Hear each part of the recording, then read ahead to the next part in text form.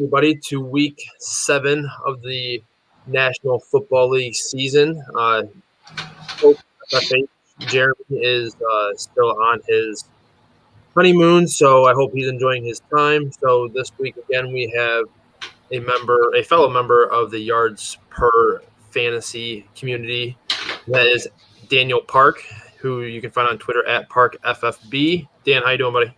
I'm good, buddy. How are you?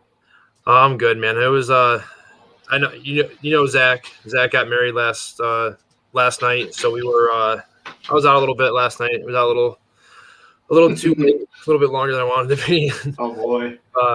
It was a little bit of a rough start to the morning, but woke up at 7 and made sure I was up and ready to go for this. So I'm excited for Week 7. You got any? I know we talked about it a little bit before the show. Are you excited about any matchups this week?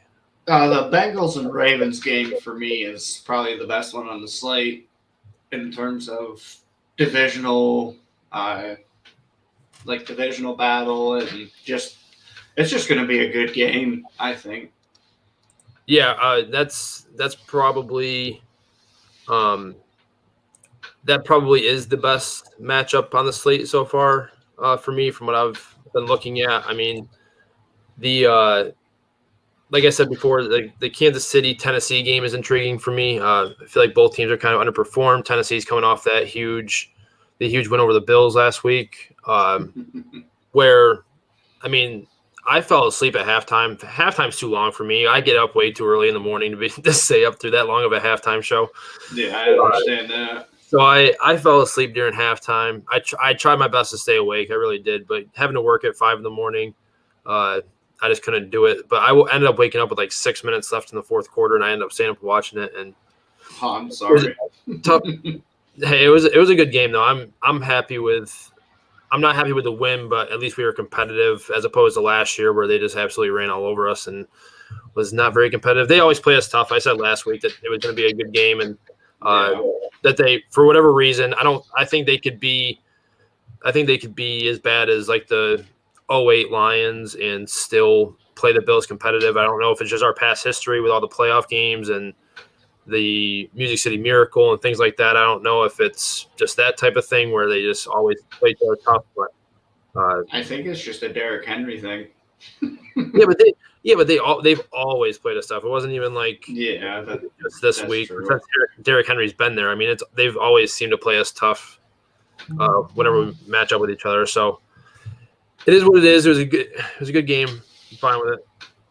We're still better, but yeah. Yeah, but see, here's the thing now. What if you guys lose to Kansas City this week? Do we beat Kansas City? I don't think we're going to lose. We beat Kansas City in Kansas City, and you guys get them at home. That's just – I think they're going to surprise a lot of people today because Mahomes has not been playing the best football this year. And I know the Titans' defense is so bad, but Henry's playing, I think, at an MVP-type level. Yeah, I mean, he's got to be in this discussion, right? I know that's – he has to be. I know it's like a quarterback-driven award, but with how he's playing and given how bad that defense has been, the fact that they even have as many wins as they do with how bad that defense has been is strictly because of him. There's no other reason. Where would they be without him? 0-6 is where they would be. There's no ifs, ands, or buts about it. They would be 0-6, I think, because that defense has just been bad, and they've struggled with injuries with Brown and Julio. So I really think they would be 0-6 or maybe 1-5 if they didn't have Derrick Henry. So yeah, I mean, he's got to be in the discussion. Mm-hmm. All right, we already got a question. Michael Chapp from YouTube, Gaskin or McKissick. This is PPR. I'm probably going to go McKissick. I'm going to go McKissick either way. Even in standard? Yeah, Gaskin just they don't use him. It's like Flores refuses to use them. Well, if they would use him like they did against Tampa when I called him a must sit, then Jesus, I mean, you know what I mean? Like if they do it that way, he'd be a start every week, but they don't seem to want to do that way. Yeah, McKissick, Gibson's all banged up, and I think even if Gibson plays, he's still in for a pretty decent workload. I could see almost 10 catches today for McKissick and over 100 total scrimmage yards. Really? Yeah, I like him a lot this week.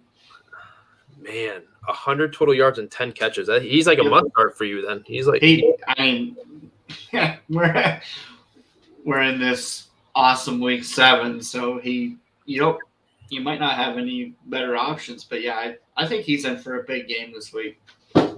Man, I don't know if I could go that far just because Gibson is playing. If Gibson wasn't playing, I'd say that might be like his ceiling right there is 10 catches for 100 all-purpose yards. But it's just a risk of re-aggravation with Gibson. You don't know when he's going to come out. You don't know. We just don't know. But I could just see McKissick is steady. I think he gives you a good floor. And like I said, I think he's in for a smash week this week. And I see that. I do. Because he did re-aggravate it last week, and I'm pretty sure he did leave. If he didn't, I can't remember how long he left for. I think he might have even left for the full game.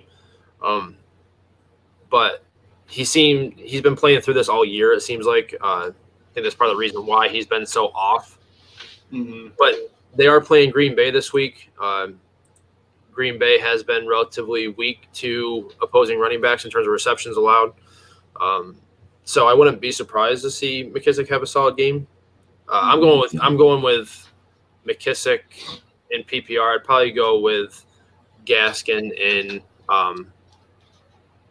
in standard format, but I really don't like Gaskin all that much regardless. Atlanta's actually been relatively tough against running back so far this year, so that's a little dicey for me either way, but I'd probably take the upside of McKissick and PPR for sure, and then I just hope Gaskin kind of falls in the end zone for Miami against Atlanta.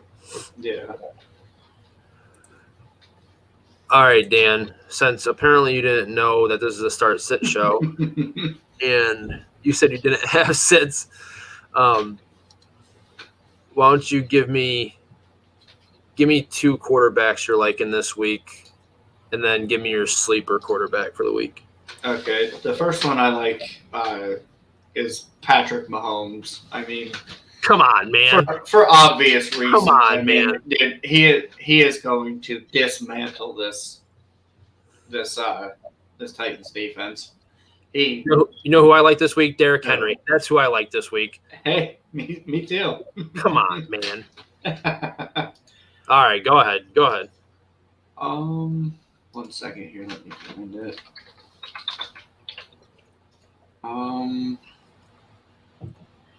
I like Daniel Jones this week too. Really? Yeah, I do. Yep. Because you're getting Evan Ingram's going to play. He's meh, but you got Slayton coming back, and Shepard is a game time decision, but it looks like he's trending towards playing. So he's going to have some weapons. He has Booker in the backfield, and Carolina's defense is okay, but I think they're beatable, especially with how Jones had been playing prior to last week. He's been doing really well. I think he's in for a good game this week. I see. I've liked him all year. I've liked Daniel Jones all year, but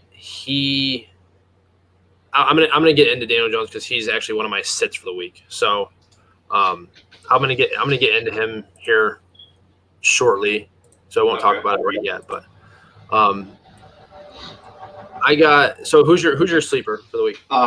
Tua Tagovailoa for the Dolphins. I think it's going to be a shootout this week because both defenses are just so utterly bad.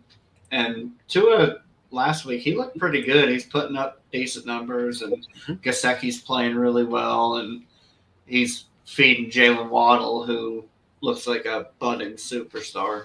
So I like Tua this week a lot. Yeah, I agree there. Tua, I'll just kind of segue into that. Tua is one of my starts for the week. came back from injury, like you said, performed well last week against Jacksonville, 329 and 2 touchdowns on 47 pass attempts. If they're going to give him 47 pass attempts, I'm all in on him. Yeah. And they're going against Atlanta this week at home. Atlanta's bottom 10 or bottom 5 in terms of fantasy points to QBs. Devontae Parker likely to miss this week. I just saw again. He's facing an uphill battle to play, is what the notification said. Mm-hmm. But I still like Tua this week. I think the absence of Devontae Parker keeps Mike Gesicki very viable. And obviously Jalen Waddle gets an uptick and should get an uptick in rankings this week if Parker is out for sure, which I think he's going to be. So I still like Tua this week against Atlanta. That defense has been pretty bad in terms of what they've given up to QBs. So I like Tua this week as a start. And then another start this week for me is your guy, Ryan Tannehill. Obviously, should be an extremely high-scoring game, but I'm actually less confident in this pick than I am in the Tua pick. Mm-hmm. Seeing Tua would be the QB 13 on a per-game basis in his 2 full games, so not including his, I think it's week 2. He only played like a couple snaps and then got hurt.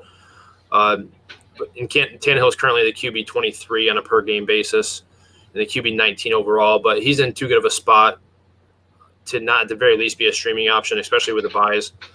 Kansas City's allowing 25 points per game to QB, second most in the league, despite being 15th in overall pass attempts. So they're also allowing the most QB rushing yards in the league on a per game basis. And Tannehill does have the ability to move out of the pocket and does have a somewhat safe rushing floor. I feel like he does. It's an underrated part of his game, I think. Yeah, absolutely. And I know it doesn't seem like it, at least to me, because I was really surprised when I saw this when I was doing my research for the show. But the Chiefs are still averaging over 30 points per game, and everyone's saying this isn't the same Chiefs team, and they're still averaging over 30 points a game. So the Tennessee defense has shown flashes, but I think, especially lately, they showed flashes against Buffalo last week. But I think Kansas City is able to put up a ton of points in relatively quick order. Julio's said his hamstring's feeling good, so he should be playing. A.J. Brown, seems like you said he's doing better. I haven't seen much about that, but I would assume that he played last week through the illness that he had, so I'm assuming shouldn't be any issues there with him. Mm-hmm. So I'm going to give Tannehill having his full arsenal. I think he's the guy that you can start pretty confidently this week. And then a sleeper for me is a guy that I know most people aren't probably going to be very high on, but that's the reason why he's a sleeper, and that's Jimmy Garoppolo. He's going to start coming off the bye with Trey Lance's injury. They just promoted somebody off the practice squad. I can't remember who it was, but they promoted a quarterback off the practice squad. So Trey Lance isn't going to play this week. I don't know if he was actually ruled out or not. Last time I knew, he was listed as doubtful. But Jimmy G's going to get the start regardless. Solid matchup against the Colts, allowing the 7th most points per game to QBs, and they're averaging 2.5 touchdowns per game to QBs. And their secondary has been atrocious in terms of completion percentage. They're allowing a 72% completion percentage so far, and the 49ers have the weapons to take advantage of a catch-and-run situation. So he could be an absolute dud for you, but that's why he's a sleeper. If you're in a 2 QB league, or maybe you're looking for a super cheap QB in DFS, I think Jimmy G is an option there. I think Debo has a pretty solid game this week. I wouldn't be surprised if Ayuk has a solid game this week. So yeah, I do like Jimmy G this week. I was going to say, is it going to be an Ayuk week, or is he just done? Are we just off of him, or is this the week to gauge that because there's no Kittle and Jimmy G's back? And I think if you're gonna do it, I think this is the week to do it with all the buys and stuff like that. I feel like you kind of have to play him. I don't think you have guys that aren't on a bye that you could probably confidently start over him. You're just kind of dart throwing at that point. But he hasn't been great this year. Obviously, he hasn't been. No. He hasn't been what people thought he was going to be. I know what I thought he was going to be. I drafted him all over the place. Early on in the year, the preseason, me and Jeremy did the NFC West show, and I said that I was not very high on Ayuk just because of his his splits with Debo and George Kittle in the lineup. And even with Debo in the lineup, his target share wasn't that great, and Debo is clearly the number one option there right now. And Elijah Mitchell is still getting a lot of run. So it's going to be tough to trust him, but I feel like if there's a week to do it, I feel like it would be this week.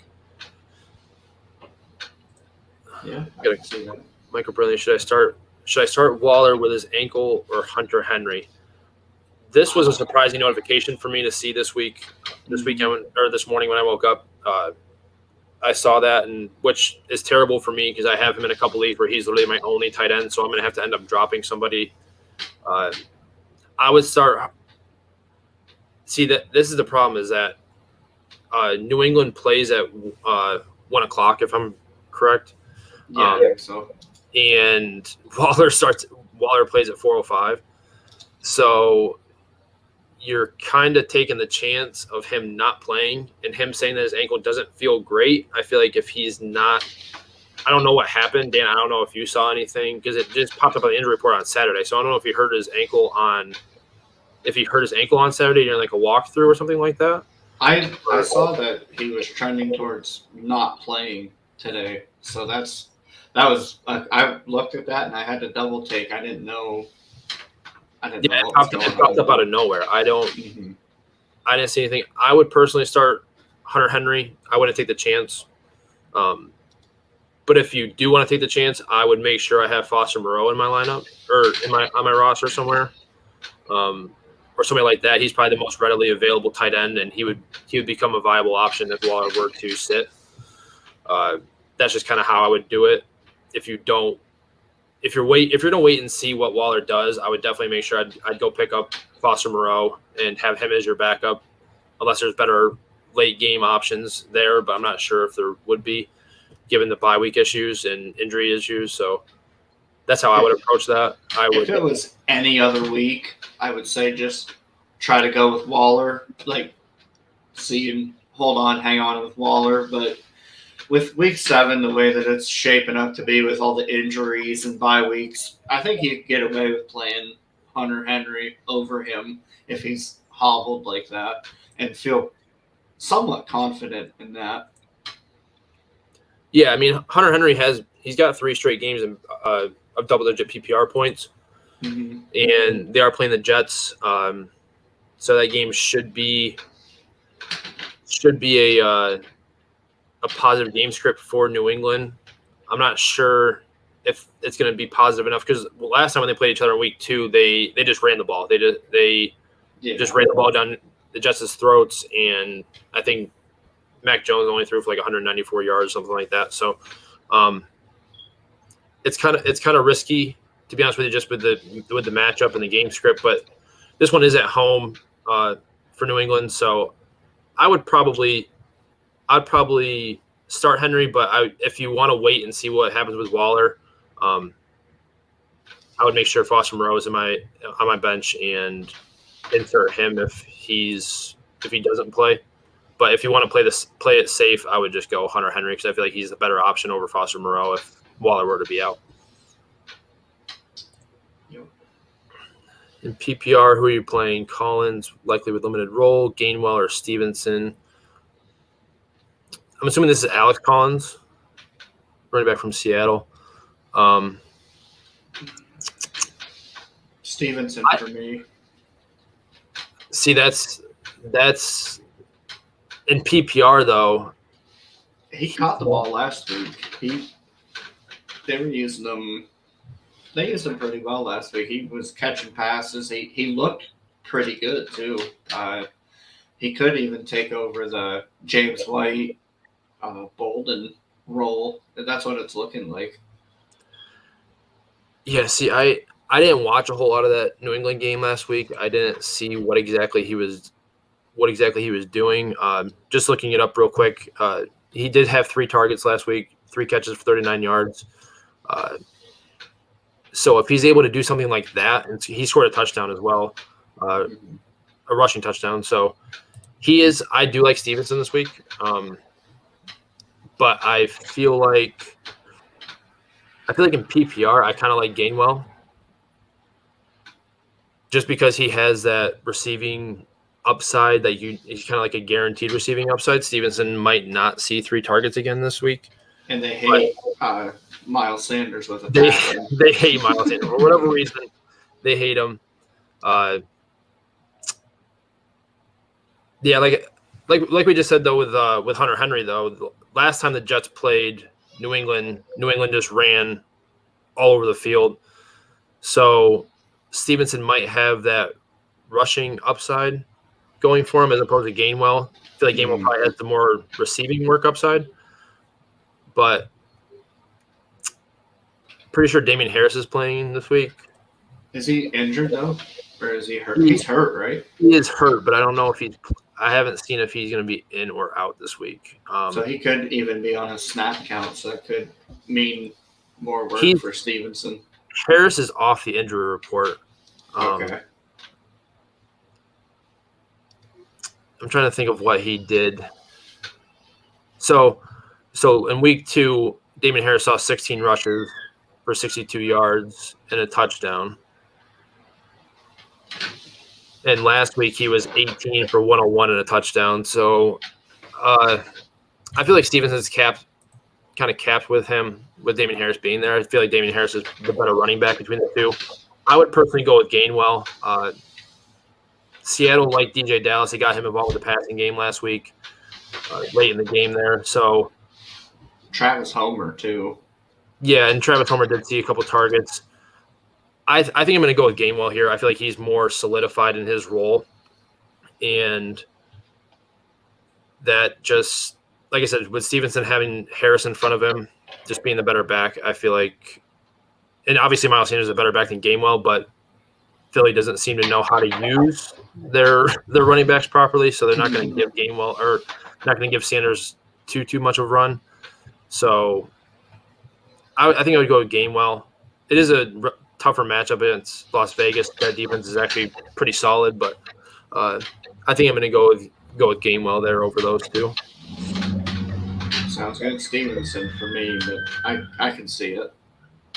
No, don't get me wrong. There's a chance that Stevenson falls into the end zone here. There's definitely that upside that he does score a touchdown this week. So I guess for me, it's just kind of what you're looking for. If you're looking for a touchdown, or if you are chasing touchdowns, I would go with Stevenson. I know some leagues reward touchdowns higher, and I know I'm in a league where you only score points if they go over 100 yards or score a touchdown. So I would start Stevenson in that type of league. But if it's just a normal PPR league, I think I'm going to go with Gainwell and just hope that he catches a handful of passes and does what he does with them. All right. Did you have sits for QBs or no? Give me 1 second. Yeah, Jared Goff this week is good call. That's just that's horrible. That is going to be so bad. I feel so bad for him because I want him to get revenge, but it's not going to happen. I think that game gets out of hand very, very quickly. Yeah. I don't expect that game to be very close. Mm-hmm. Dan Campbell might have them fired up to go. I feel like he's a pretty good motivator. I feel like he's got that team behind him. I feel like he really does. I feel like he does have that team fully trusting him. But the Rams are just so good, and that defense is just nasty, and they obviously know his weaknesses. So they're gonna exploit that. So yeah, there's no way. I'm not even starting Goff in 2 QB leagues if I can absolutely help it. Like he's one of my lowest ranked QBs for the entire week.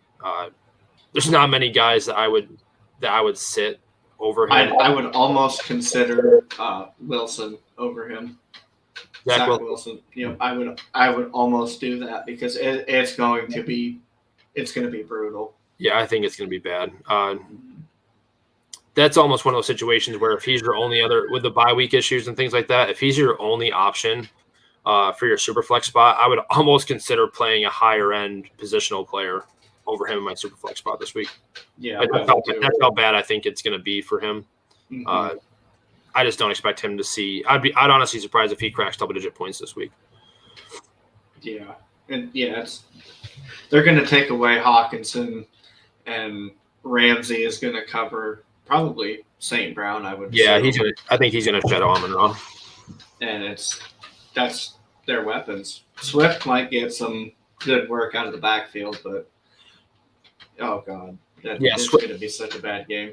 Swift and Williams are interesting plays just because of the pass rush, and Goff loves to dump down. But like I said, the Rams know that. The Rams know what he's going to look to do. Yeah. So I feel like they're just going to play a bunch of press man coverage and try to take away all the short to intermediate stuff and just kind of dare him to throw the ball deep.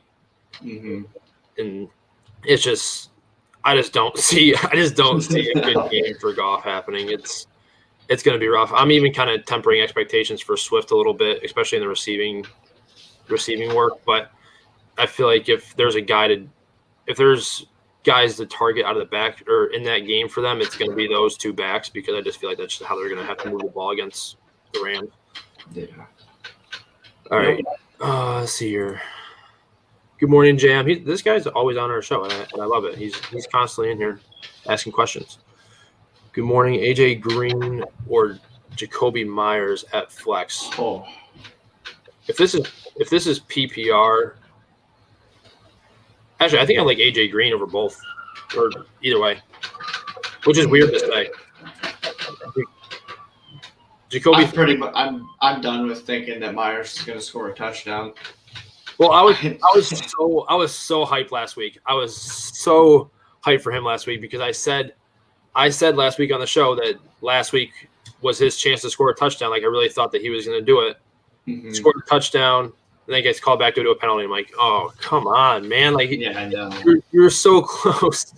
He got the 2-point conversion, so he got into the end zone and caught a football. It just wasn't a touchdown. Oh my god! I was hurt for him. To be honest with you. I felt bad for him because like going so long without scoring a touchdown. I mean that's. I'd probably go AJ Green too as well.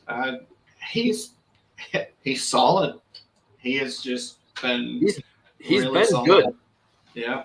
He's been debatably the most consistent receiver on that team. I mean, Hopkins is obviously the best receiver, and he's obviously the guy that you want to start. But even in standard leagues, he's scored double-digit points in all but 2 games this year. Yeah, he's looking really good. I mean, that's just kind of where I'm at with him. He seems like a safe bet to hit double-digit points, and Jacoby probably has the target share advantage over him. But the floor to me is what sells it. With AJ, you're probably going to get a floor of around 10 points. With Myers, it could be 4 or 5 points. Well, the thing is here is, like we talked about earlier, the game script is that if they come out and they just run the ball, they run the ball 25, 30 times, he's not going to provide enough for you to start him. And even when they played the Jets in week 2, that was his lowest point total of the year so far. It was 8 points in PPR and only 4 points in standard. So I would go with Green this week going up against Houston. I love the matchup there, obviously. So that's where I would go. I kind of want every part of Arizona's offense this week, and that Jets-Patriots game. That game could literally end up being 10-3. So I don't. Yeah, I'm not a huge fan of that game in terms of fantasy. So I would start AJ Green. It could bite me because Myers has seen at least 5 targets in like every game so far this year. I think is what I saw, but. I feel like the matchup in that offense is just better, so I'm going to go with AJ Green. And Waller, Ertz, we already talked about Waller a little bit earlier. Waller, very, very iffy to play right now. I haven't seen any official release, but it's looking like he's not going to play this week. I like Zach Ertz a lot this week. He's actually one of my starts for the week. just because, I mean, he's in that offense with a positive matchup. And like I said, I want as many pieces of that offense as I can. He's a shiny new toy there, too. Yeah, and I think they will try to get him involved a little bit more often, just to start the game, just try to get him a little more comfortable just in the offense. I wouldn't be surprised if they target him relatively early, just to kind of get him going and get him more comfortable. And Houston's terrible against tight end, so I would start Ertz. Luckily, they both play at the 4:00 window, so you would know by then if Waller's going to play or not. If Waller plays, I'm not sure he's going to be 100%, but I feel like if he plays, you can't bench him, just because of what he could be.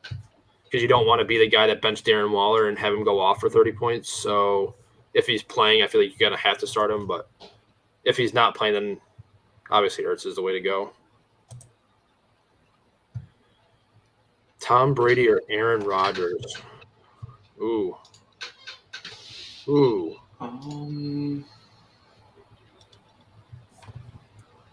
See, this one. Rodgers for me. This one's tough because I think they both have good games this week. I'm pretty sure Chicago is one of the teams that beat Tampa last year. And Tom Brady doesn't really take kindly to losing. And I feel like he might come out and just play angry and have himself a day. But Aaron Rodgers going against Washington in that terrible secondary, man, that's – yeah, I think I'm going to go Rodgers here too. I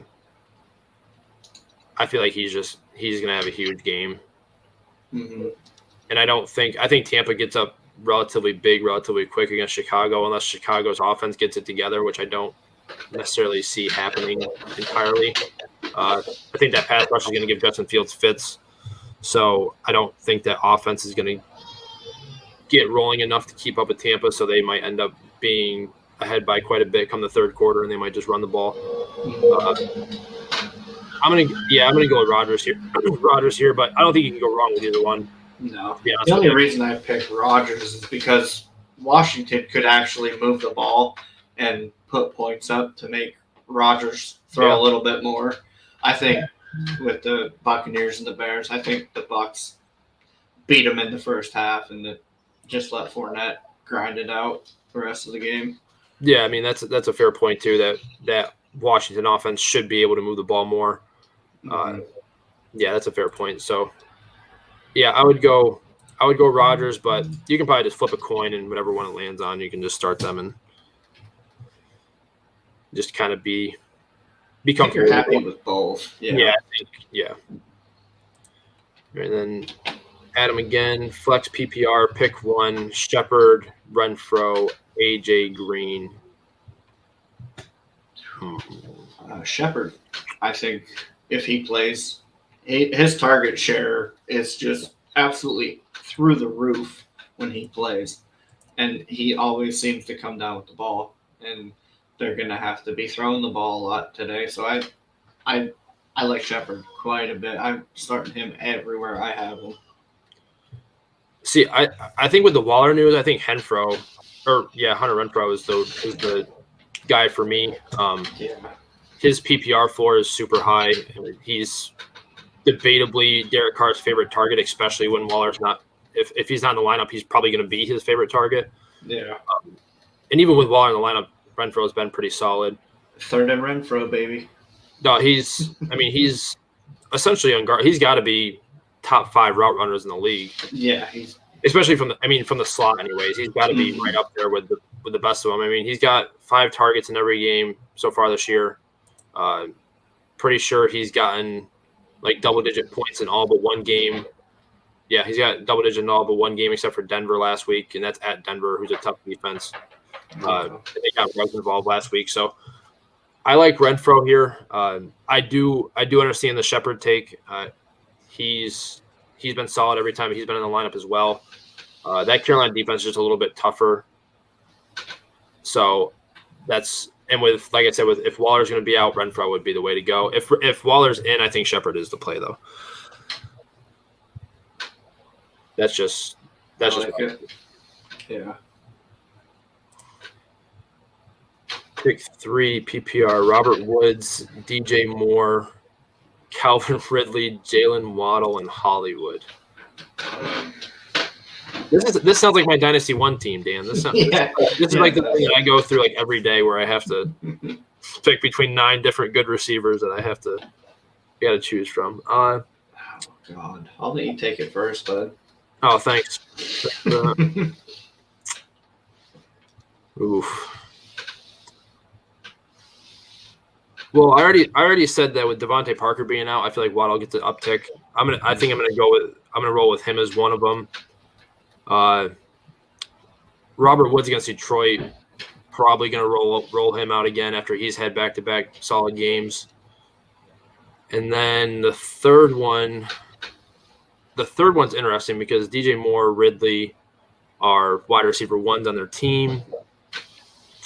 Ridley's coming back from that personal issue that he had going on. I'm not really sure what that was about. But DJ Moore's been an absolute target monster so far this year. He's got a tough matchup with Bradbury with the Giants this week, but he's been getting so much volume that it's hard to sit him. He just has to catch the ball. Oh, I know. I have him in so many leagues, and he killed me so many times. I watch NFL Red Zone. I don't know if you do, Dan, but I watch Red Zone. If the Bills have a game, obviously this week they don't play, so I usually watch the Bills game on my phone. And I have Red Zone up on my TV, and just watching it seemed like every time that they would show DJ Moore getting targeted, he was dropping a pass. So I'm like, oh, come on, man! Right in the hands, he would drop it. It must have been like something in the water over there last week because Robbie Anderson had 19 drops. Yeah, I was physically ill watching him drop all those passes. But for this question, it's hard because it's hard to bench any of these guys. I think Hollywood's probably the easiest sit for me. Not that he's a must sit because I feel like he does have a solid game this week against Cincy, but I feel like Woods and Waddle are kind of must starts for me against Atlanta and the Lions respectively. And then DJ Moore or Calvin Ridley. These are great problems to have. I wish I had those receivers. But the problem is like I run into like Jalen Waddle was on my bench last week because I started I think Devontae Smith over him, and then even Jamar Chase I had over him, and Chase was fine, but Waddle ended up with like 25 points. So 29, I think. It's just kind of one of those things where you don't. If you can say start these 3, but the guys that you leave on the bench are very capable of going off. Oh yeah. So for me, I would just because they're all kind of in the same tier for me, at least of how they've played so far this year. DJ Moore is probably the best of the bunch as they've played this year. I'm not saying he's the best receiver of this group. I feel like that's probably Ridley, but from what we've seen this year, DJ Moore is probably your best start or your best receiver from what you've seen. So I'm going to go with Woods, Moore, and Waddle, although I don't like benching Calvin Ridley. Yeah, I'm going to go with Waddle, DJ Moore, and I have to go Calvin Ridley. It's gotta happen, and this is the matchup to do it. I think it's going to be a shootout. I think it's going to be unexpectedly high scoring, and I think Ridley could have one of his like Calvin Ridley type games this week. I really like him. I think the other thing really depends on if both the corners are in for Miami. I think that does play a factor. Byron Jones and Xavier Howard, if those guys aren't playing again, Calvin Ridley's a must start. I feel like you have to start him there. And I'd probably start him over Waddle in that scenario. Yeah. But Ridley's one of my starts of the week at receiver. So I love him this week. I get it. Like I said, you start any of those. I think Hollywood's, like I said, is probably the safest sit of those 4. I think so too. With how Bateman was targeted and used last week. Yeah. And Cincinnati's defense isn't terrible. They're not great, but they're not terrible either. But these other 4 guys are kind of approaching must-start territory, especially with Woods playing the way he's been playing lately, and that matchup is just too juicy not to take advantage of. Oh, yeah. So I'm going to say DJ Moore just because of the target share he's been getting, but if you want to start Ridley over Moore, I wouldn't fault you. If you want to start Ridley over Waddle, I wouldn't really fault you either. I think Moore's the only for sure one that you have to start out of those 5 right there. You think Moore is the only one you have to start?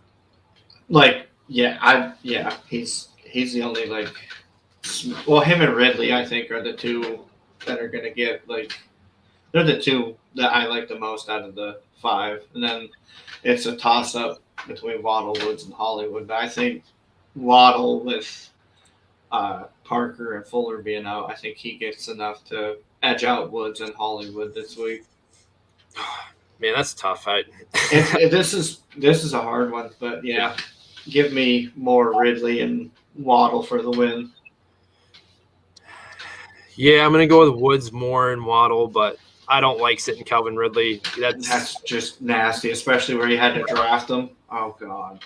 Yeah, it's gross, but yeah, I have bad taste. I hate it right now. I hate it. Full PPR pick 3: Jonathan Taylor, DeAndre Swift, Cordero Patterson, Daryl Williams. Jesus, what the? What is this by McGinn, anyways? Apparently, it's not a thing. Yeah, apparently not. Because what the heck? Taylor is a definite. Swift, you could get away with. And then between Patterson and Williams, you have to go with Patterson. He's just been playing out of his mind, and until he proves otherwise, he's top 12 option. I think.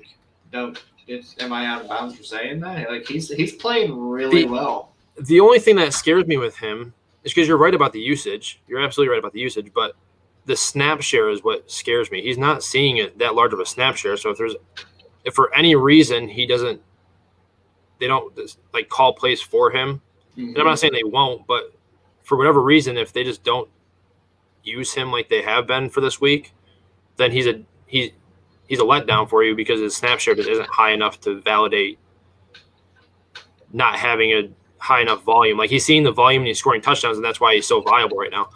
But his snap share is not great, so that's the only reason why I'm kind of hesitant on him, especially with this group of guys, because Daryl Williams is going to lead Kansas City in rushing.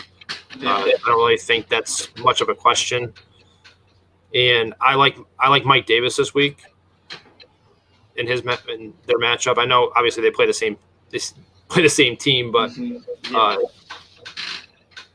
playing Miami, I mean. Miami hasn't been very good against the run, and Mike Davis is still seeing at least 15 opportunities in every game so far this year. So if they get out to a really quick lead, it might not be Cordero Patterson. So that's true, yeah. I think I'm going to roll with your 2 studs and Taylor and Swift, and then I'm going to take the higher scoring offense and Daryl Williams for Kansas City. Yeah, I don't see a problem with that. You can't go wrong with Swift and Taylor, but that Williams and Patterson, that is tough. That one is tough for me just because of how, like you said, the way Cordero Patterson is being used. I mean, he's seeing 6 targets a game since week 2. I mean, he's getting targeted a bunch, and he looks explosive too. Like he looks good. Yeah. And they're coming off a bye, so I mean, he might be even more involved. Yeah. So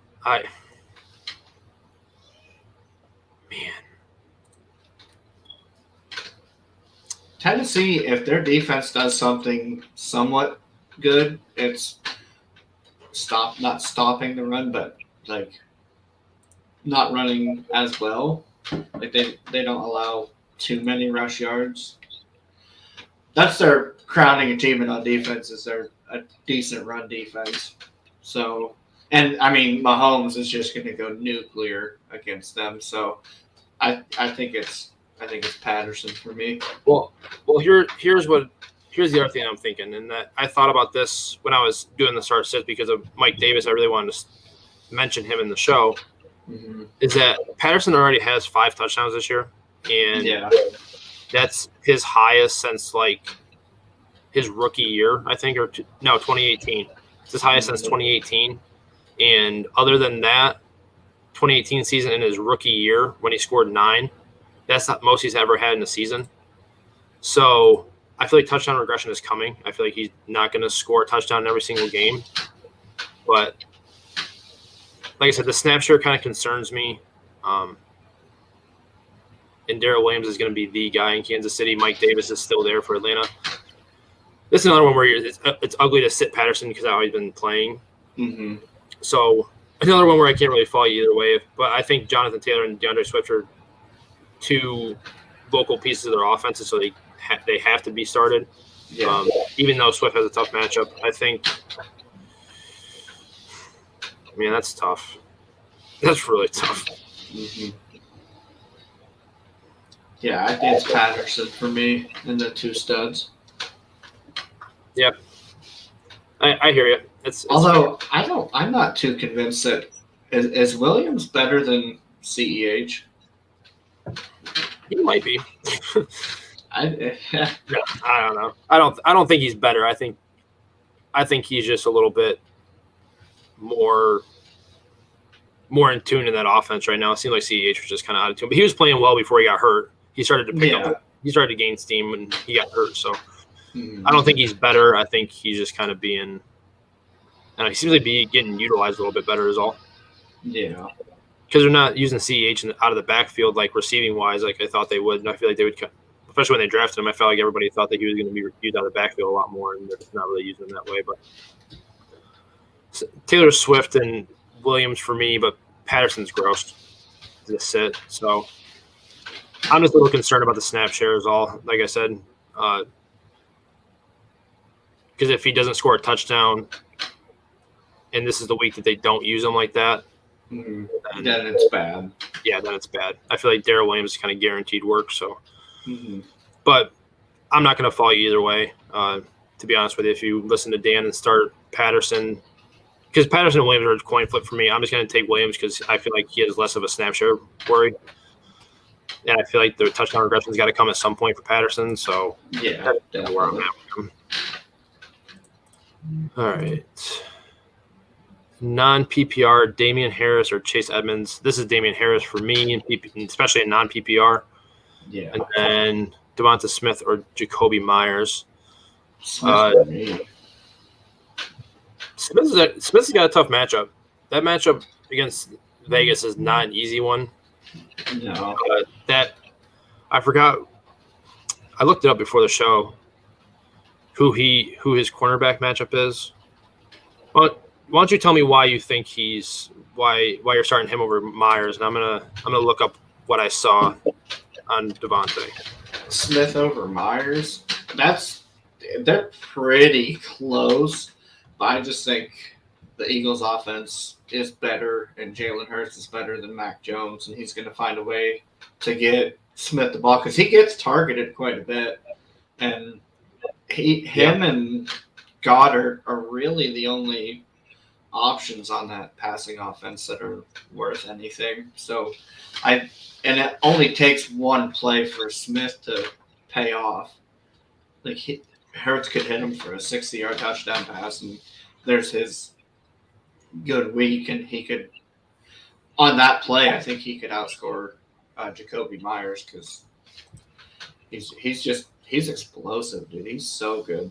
Yeah, I mean, he is good, and so the thing that I saw was that Las Vegas is only one of I think it's four teams that all 3 of their cornerbacks are allowing less than 10 points per game to their wide receivers when they're matched up. So Smith does have a relatively tough matchup. But like I said, that that New England game could literally be 10-3, and I wouldn't be surprised at all if that's the final score for that game, or like 10-6 or 17-7. Like it's just I just don't see that game being very high scoring. I think Harris's production is going to take away from Jacoby because, like you said, they're just going to smash the ball down the Jets' throat. So I think Harris is a starter for me, and then Smith, and only because Harris is going to take away Myers' production. Well, and I mean, I didn't even think about it until right now, but Harris hasn't scored a touchdown in 160 some targets, so yeah, Devonta Smith already has multiple touchdowns to start his career, so I'm probably I'd go with Smith. I feel like he's just a better player, probably more offensive upside for this matchup, even though it is a tough matchup against Vegas. Yeah. So I would go with Harris. I feel like Harris is a definite must start for standard leagues, and then Devonta Smith probably has some more touchdown upside because, like we said, Jacoby Myers hasn't scored a touchdown in his career, so we'll go there. Pick 2, Robert Woods, DK Metcalf, T. Higgins, and Elijah Mitchell, I'm assuming, in full PPR. Ooh. Woods for sure. You gonna sit Metcalf? Yeah. Yeah, I think I am, honestly. Gross. It's horrible, but so is Geno Smith. God. That's so ugly. Oh, God. Woods and Higgins, I don't want to spend too much time on it because then I'll change my mind. But Woods and Higgins for me right now. Higgins against Baltimore? Yep. I think they're going to try to take Chase out of it, and I think Higgins catches a touchdown. That's gonna save his day. Oh, that's interesting. Yep. I like Higgins a lot this week. Interesting. I like Higgins this week too, but I don't know if I like him more than I like Elijah Mitchell. It's tough, especially on Sunday night against Indy. That's kind of where it's tough because Mitchell doesn't play until Sunday night. I mean, Metcalf plays on Monday, and I don't know. Metcalf is gonna see a lot of Marshawn Lattimore. I feel like that's who he's gonna be shadowed by. Yeah. And Lattimore's played very, very well when he's been in the lineup so far this year. But God, is it tough to sit him? His upside is just so massive. It's capped though with Geno. I think. Oh yeah, of course it's capped. But Geno does like DK more than he likes Tyler Lockett. He definitely looks his way a lot more. Mm-hmm. But with the matchup and the quarterback play, it's kind of hard to start him, to be completely honest with you. Yeah.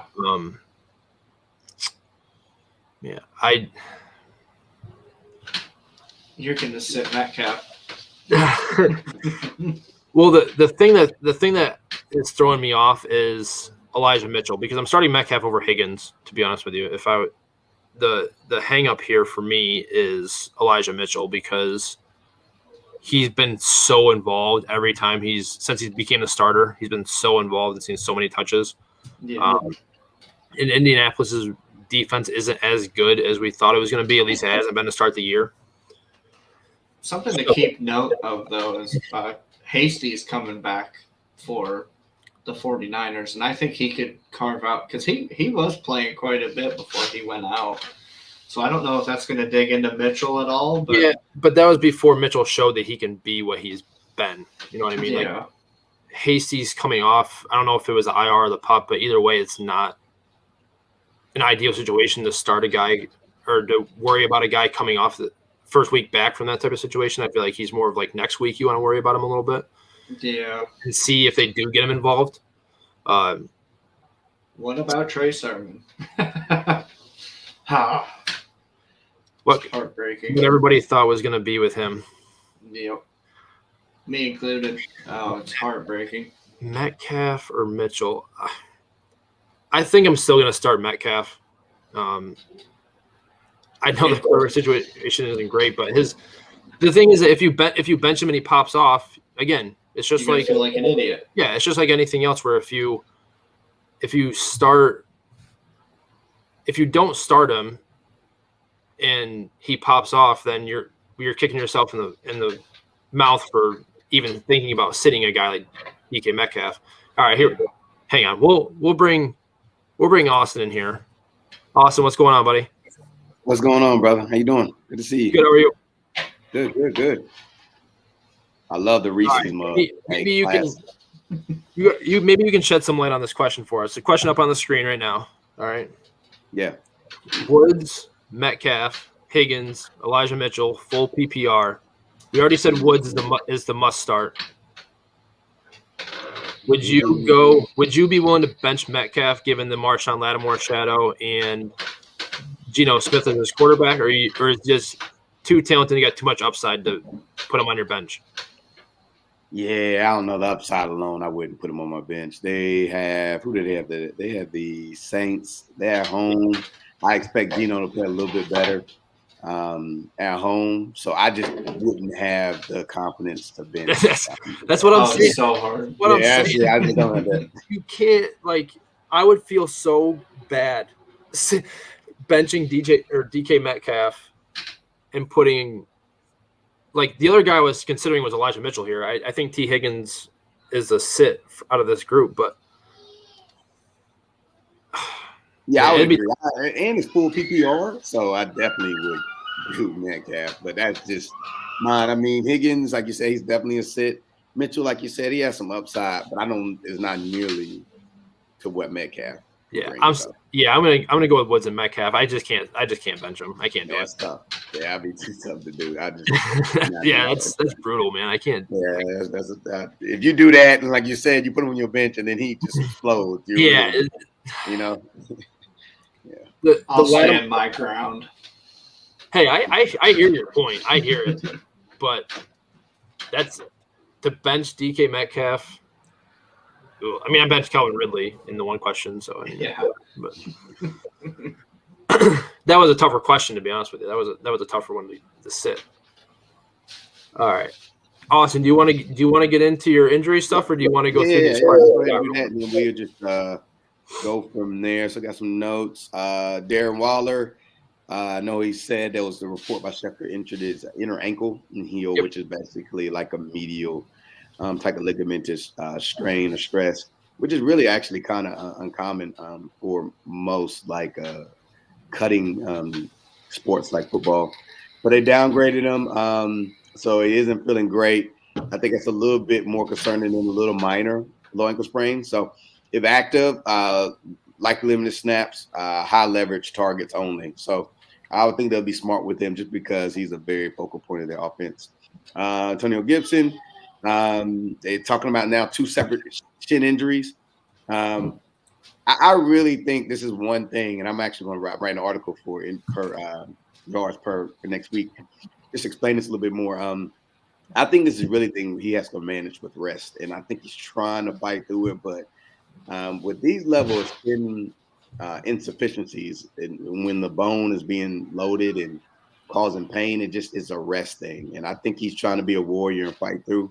But it's going to be something that nags continuously through the season unless he takes a couple weeks or games off. So I think he will battle it out today and play. I would not be surprised if he doesn't finish the game again today. So if you got J.D. McKissick as a really good option, I would lean on him.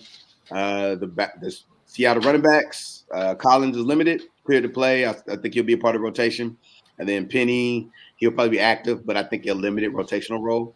And then, as we know, Chris Carson is still not – he's eligible to return week 10. And I don't know how exactly – they haven't really a lot of reports about how his rehab recovery is going.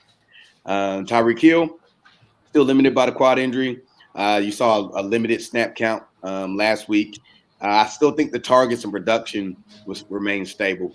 So I think limited snaps, but just – no, he's going to be focally used in those snaps. I think Andy Reid is really good at that. So looking for him to use him in a very specific role this week. And then I got DeAndre Swift and Hockenson. Again, I don't think they're going to put a lot on their plate today. So look at the usage to kind of still be very smart with them. And then just going from there. So that's what I got right now. And then anything else that comes from there, we can just talk about. But those are the notes I definitely have for this week. Yeah. Is it still? I haven't seen anything. I haven't seen anything really in terms of Swift. Is it still that groin that he's been fighting with all year? Yeah. Yep. And what they're doing is just trying to manage it. Again, that's what I was saying. A lot of these guys are managing these soft tissue and musculoskeletal injuries. And, a lot of them really do need rest and they need recovery. But, it's the NFL and nobody's ever healthy at this time of the year. And so they're battling out. So you have to be very smart with how they give the reps during the game and then also during the practice week. So. Right. Yeah, and I did see Washington is going on their bye in week 9. So if there's a time to shut him down, like in terms of Gibson, I feel like if he re-aggravates that injury, I would not be surprised if they just shut him down through the bye week. Yes, I mean, this is nothing more than like a runner who has shin splints. Like it's literally their bone. It just can't take the load anymore. And what do runners do? They stop running. Activity modification. Right. You're reducing the stress on that area, and they're not doing that. So, like I said, I wouldn't be surprised if it's aggravated today. Yeah, so I saw it's like a hairline fracture he's got going on. Obviously, isn't great. They said I did see that it is healing, but like I said, if that injury does re-aggravate itself, I would not be surprised if they shut him down through the bye week. They should just put him on IR, get him some rest. So that's really all he needs. Them 3 weeks, I guarantee he comes back way more explosive, way more productive. Yeah, and again, it's still early in the season, right? There's only 6 games in, so I mean, it's 17 games this week. This year, we got 11 more games. I just feel like some of these teams may be a little more smarter with the usage and how they're medically kind of advising these guys. So, and I agree. Like I said, with that bye week coming up, and they, if I remember correctly, they had Green Bay and then they played Denver. I think if he gets hurt early on in this game, he's probably not going to come back. And like I said, I would not be surprised if they set him for Denver and then take the bye week and really let him fully recover. But so he's kind of I know it's tough with all the buys and stuff like that, but he's a guy that I'd be really hesitant on starting, expecting RB 1 or 2 numbers from. If you're in a situation where you have to start him, I'd be a little bit wary of that. Yes. Just because of the things that are going on with him. Mm-hmm. So, all right. Dan, do you have any injury questions that he didn't hit on already? Anybody that you are wondering about? I'm still waiting to see something on Shepard for the Giants. Oh, yeah, you're right. I think they said he's in. Game time. But, oh, yeah, he is. Yeah. Darius Slayton was the one that they said was going to play. Yeah, him and Ingram. Yeah, I would say probably look for Shepard to play today from what I've been looking at. It's a game down decision, so to see how he does with the warm-ups, we'll probably – I mean, if we haven't seen anything negative right now, because it's 10:45, they're going to drop the inactive soon. He's probably already went through some of the pregame warm-up and kind of the drills to see how he is. I would say he's probably going to be good to go. We haven't heard anything negative yet, so I would say so. Perfect question to segue into this. Ray Gamer, another guy that's been in the show quite a bit over the last start of the season. Start 2 wide receivers in standard scoring: Sterling Shepard, Christian Kirk, who he has Kyler as well. Rashad Bateman versus the Bengals with Watkins out. Hunter Renfrow with probably no Waller, and Shepard being a game time decision. For me, I love Bateman this week. I think he's a start for me there. And then, I'd probably go Hunter Renfrow, just because I don't know who's going to see the most targets from the Arizona perspective. I know Christian Kirk has been really, really, really good so far this year, but he's also been pretty inconsistent with between him and Rondale Moore, who sees what from week to week. So that's kind of where I would go, especially with no Waller. I don't know about how you guys are looking at that, but that's just kind of where I would go with that. I would honestly, I hit it right on. Bateman, I mean, he had like close to 30% target share in his first game. crazy. I think they're going to definitely isolate him a lot. I even look for him to score touchdown. I wouldn't be surprised if he scored a touchdown this week. And then Renfro, like you said, I think we know he has that connection with Carr. And then if Waller doesn't play, he's going to lean heavy on him. So those would be my two right now. Just because Shepard, again, hamstring injuries are tricky, and there's high risk for reaggravation. So that's one that I probably would stay away from. And then, like you said, Christian Kirk, they spread the ball around really well. So you don't really know about how that target share is going to go. Damn. I think it's a clean sweep. Bateman, for me, is the definite must start out of these guys. Just with Shepard and the scoring, the way that it is standard scoring, and Shepard being iffy. Bateman, I think he's in for a breakout type of game. Like, I think he's going to be exceptional the rest of the year, and I think it starts today. Him and Renfro is, with no Waller, there's not really, they don't really trust Edwards too much, and Ruggs is probably good for a long ball, but I think Renfro gets the most work out of all these guys, like out of all the Raiders guys. Yeah, and the Eagles are tougher against wide receivers that are lined up out wide. They're a little bit weaker against the slot receivers as well. So Renfro is a guy that's very interesting for me. Wouldn't be surprised if he scores a touchdown at all this week. I will say Christian Kirk probably has the highest ceiling of the group just because of that offense and how he's been utilized at times. He's probably the guy that's most likely to hit that 25-point threshold just because of Bateman could a couple of deep balls. Oh, Bateman! I think Bateman's going to be perfectly fine, but I'm just saying, given what we know of that Arizona offense, I wouldn't be shocked to see Kirk have another big game. But like I said, the inconsistency kind of scares me. So that's why I'm going with Bateman and Renfro. But Kirk does have a pretty high ceiling in that game. Start one again in standard scoring. Alex Collins versus the Saints in rainy weather and didn't practice much this week. Michael Carter versus the Patriots, or Ramondre Stevenson versus the Jets. That's Stevenson pretty easy for me in standard scoring, to be honest with you. Me and Dan have talked about it a bunch. I don't think that Jets-Patriots game is very high scoring. And Alex Collins against the Saints, limited like you had touched on, Austin. So that's Stevenson pretty easy for me, and just kind of hoping he falls into the end zone. Yeah, honestly, it's kind of what you're looking for.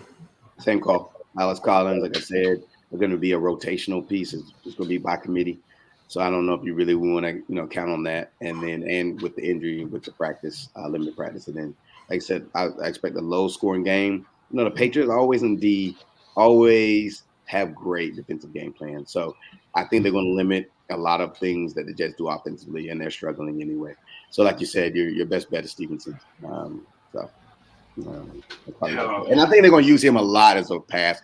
Like I can see him in like a James White role. Like I can see the way Connor McDaniels is kind of using him. So to me, I like that usage as just like check down, get the ball in his hands, see if he can. And then we know that the Jets have a poor tackling defense too. So for him to get in space and make some misses, and I think you can get some points from him. He'll be productive. I don't think it's a smash like you guys think it is. I think Carter is close to Stevenson because I think he could just fall into the end zone. But, oh, man, just the matchup on the other side. It's Stevenson for me, but Carter, I don't think is that bad of a play. No, I mean, there's definitely, just with how he's being used, he scored last week, and I wouldn't be surprised if he scores again, but I just wouldn't be surprised if they use Stevenson a little bit at the goal line. Yeah. Because this game could get ugly pretty quick. If I'm right, Carter's really not like a focal point. Like I feel like they're throwing they've been down a lot. So I think that changes how they approach their offensive schemes and how they want to approach the games. But I feel like they've been throwing a lot with Wilson. But again, that might be because they've just been down a lot. I just don't see Carter being as focal as I thought when they I can see them trying to establish the run early so they don't have Wilson throwing that much early against the Patriots because they got to him early and often, got 4 interceptions. So I think they could try to establish the run a little bit. And Carter is far and away the best back in that backfield. Yeah. But for me, it's so tough. But it's Stevenson. Yeah, but I agree. But I mean, look, like you said, I agree with you. Like 2 touchdowns in the last 2 games for Michael Carter. His snap percentage is going up. He started at 25% in week 1. Last week, he's at 52%. So I think they are trying to use him more. So just by like his usage and his snap percentage going up. So you're right. It might not be as much bad of a play. Now, I'm still leaving with Stevenson, but like you said, Carter. Yeah, me too. Be a toss up right there. Yeah. Yeah, I mean, Carter has been doing well, but like I said, that matchup in general just scares me. I just don't like that game in general for fantasy purposes. Yeah. I mean, the Jets only scored 6 points in week 2, and obviously he didn't score a touchdown in that game. So I expect them to take him and Corey Davis away and then just kind of make the Jets beat them with somebody else. So that's just kind of where I'm at with that. I would agree. Start to PPR, Jalen Waddle, Michael Pittman, Elijah Mitchell, Devontae Smith. Austin, I'm going to let you lead off with that one. Like Waddle, like I said, he just seems like the targets he's getting at this point, even though they're not the volume. I mean, I know the yards per catch are not super low, but yeah, but I mean, he is getting targeted. So Waddle for sure. And I like Devontae Smith today. I think the Raiders' defense is suspect, has been on their secondary for most of the year. So I expect Jalen Hurts to have a pretty good game, and I think Devontae Smith, if he's going to have a breakout game in this first half of the season, I think this is a matchup that I like. I like Waddle and Devontae Smith. Yeah, give me the 2 rookie receivers as well. But Pittman is close because T.Y.'s out, and the ball has to go Wentz is going to have to throw to somebody. I don't think Mo Alley Cox is the answer. So I think Pittman could be in for a decent workload, but Waddle and Smith far and away have the most upside.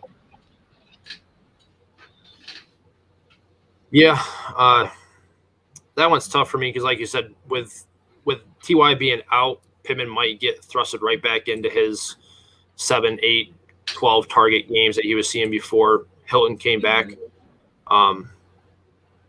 And like I said before, the Raiders secondary isn't bad at all against wide receivers. Like I said, they're one of only a handful of teams that aren't allowing, or none of their cornerbacks are allowing more than 10 points per game to wide receivers. So I think Waddle's a definite for me.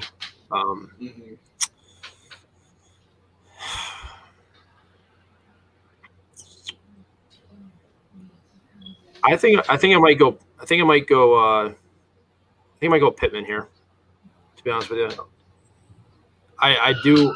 Jalen Waddle is a must start for me with Parker being out, and then, like I said, with T.Y. being out, I expect Pittman to see his 7 to 8 targets again, with upside for even more. So I'm gonna go there, but it's close between him and Devonta Smith for me. And then what's the spread on that game? A lot of times I look for which one? The over under for the Raiders game. I think that one was kind of high or low. I don't look. I think I'm not 100% sure though. 40. Yeah, so 49 actually. So they're expecting some, a lot of points on that game, and then like you said, I think the Patriots game is going to be low. So, it's 42 for that game. So, man, that's tough. Taking the under. Yeah. What is going on here? My computer's going nuts right now for some reason. What is happening? I don't know what's going on. I was just trying to look at the over/under, and yeah, I was too, but mine's slowing up too. So I don't know what's going on. Yeah. So it's you that's messing me up right now. But yeah, anyway, I'm still gonna go there. Greg with another question. Tua or Carr this week? I like Tua this week. Like I said, Rakuten is an easy what way is to going earn on? cash back on the things that you're already buying. Oh my gosh! All right, whatever. I like Tua this week. I said he was one of my starts for the week, going against Atlanta, bottom 5 defense in terms of fantasy points and QBs, and they're not really getting the running game involved all that much. I think Las Vegas tries to get the running game going a little bit more in this one, so I like Tua, and if it's the same league, I like the stack of Tua and Waddle together. So that's where I would go. Yeah. Tua is my sleeper pick of the week at quarterback. I think he puts up pretty nice numbers today. So it's me. It's Tua for me by quite a bit, honestly. Interesting. Yeah, I'm going with Carr. I just think it's going to be a shootout, to be honest with you. I think that game is probably going to be a shootout. So it's just a gut feeling. But I do like Tua as well. I love the matchup at home against the Falcons. So I love that matchup. But I feel like Carr and Philly is going to be a shootout. So I just like that. Just overall, just matchup between the Eagles versus the Raiders. So as far as a fantasy point perspective, so I'm gonna go with Carr. Sure. Yeah, I mean, I like both of them this week. I just, like I said, I feel like Las Vegas tries to get the running game going a little bit against Philly, so I'm just going to roll with Tua because they just don't seem to want to get the running game going in Miami as much. So, and if Tua throws 40 passes this week, he can almost get 450 yards passing against this defense. Like, they are utter garbage. Yeah, they're bad. They're pretty bad. Yeah. But there's always like 1 or 2 games a year where the Falcons come out, play great defense. We think that they're good, and then they go to crap again. And they'll play the Saints tough. We think they're good, and then they go to crap again. So, I mean, I don't see it happening this week, but also too, I don't think we underestimate this a lot with certain matchups is coaching. And, right now, I don't know, the Dolphins coaching staff is underperforming. They're underwhelming. Some of the play calls, even from the defensive standpoint, they're struggling. So, to me, if we're talking about coaching, and this is why I'm leading more and more Carr. I just think Carr has a better coaching staff, an offensive scheme that's consistent, that has some level of consistency and structure. And I just feel like Tua and the Dolphins don't have that. So, a lot of times little things like that make me sway one way or the other. Yeah. So I'm going to go with Carr. I just like the talent on the Dolphins, like in their receiving core. I like the talent there more than I do with Carr's weapons. If Waller's out, I think Tua's weapons are 100 times better. That's what I was kind of gonna say, was that if with Waller being out, that takes away a huge part of that offense and a huge safety valve for Derek Carr. So that's another reason why I went with Tua. The Waller injury definitely hurts his upside. Because even when he's not in the lineup, even if he's not getting targeted like he normally would, I know he had a game a couple weeks ago where he was pretty underwhelming, but that just opens up the offense for Ruggs and other guys to perform. And without him in the lineup, without defenses being able to key in on him as opposed to other guys, it kind of caps the other guys a little bit because they can focus on them a little bit more than usual. So I would go with Tua just because I probably honestly would go with Carr if Waller was in the lineup, but he's not, so I'm not likely to be in the lineup, so I think I'm going to go with Tua.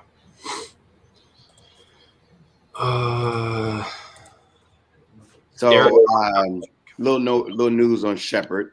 Looks like he had a very abbreviated pregame workout, so probably not expecting to play. So meaning that he probably did not have a good pregame workout. So whoever had the Shepard questions earlier, it looks like right now, because his pregame was not as positive as what he thought or the training staff thought, they probably would not play today. So, do you think maybe it was one of the things where they saw enough and they were just like, no, don't? No, because usually what happens is, like, particularly hamstrings, you want to kind of put them through various movements, particularly as a receiver.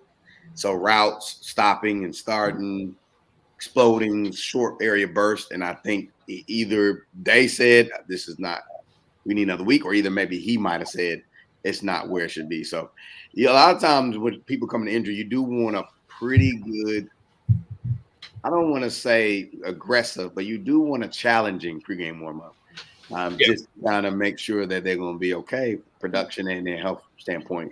But with it being abbreviated, I'm assuming that's more of a negative thing. So that's fair. don't think it's like, That's fair. So if he does play, likely limited, probably not going to be much of a factor. yes, definitely. Probably more of like a decoy type of thing. Yes, sir. So who do you, if you had to start somebody, you think it's probably Slayton in that receiving core?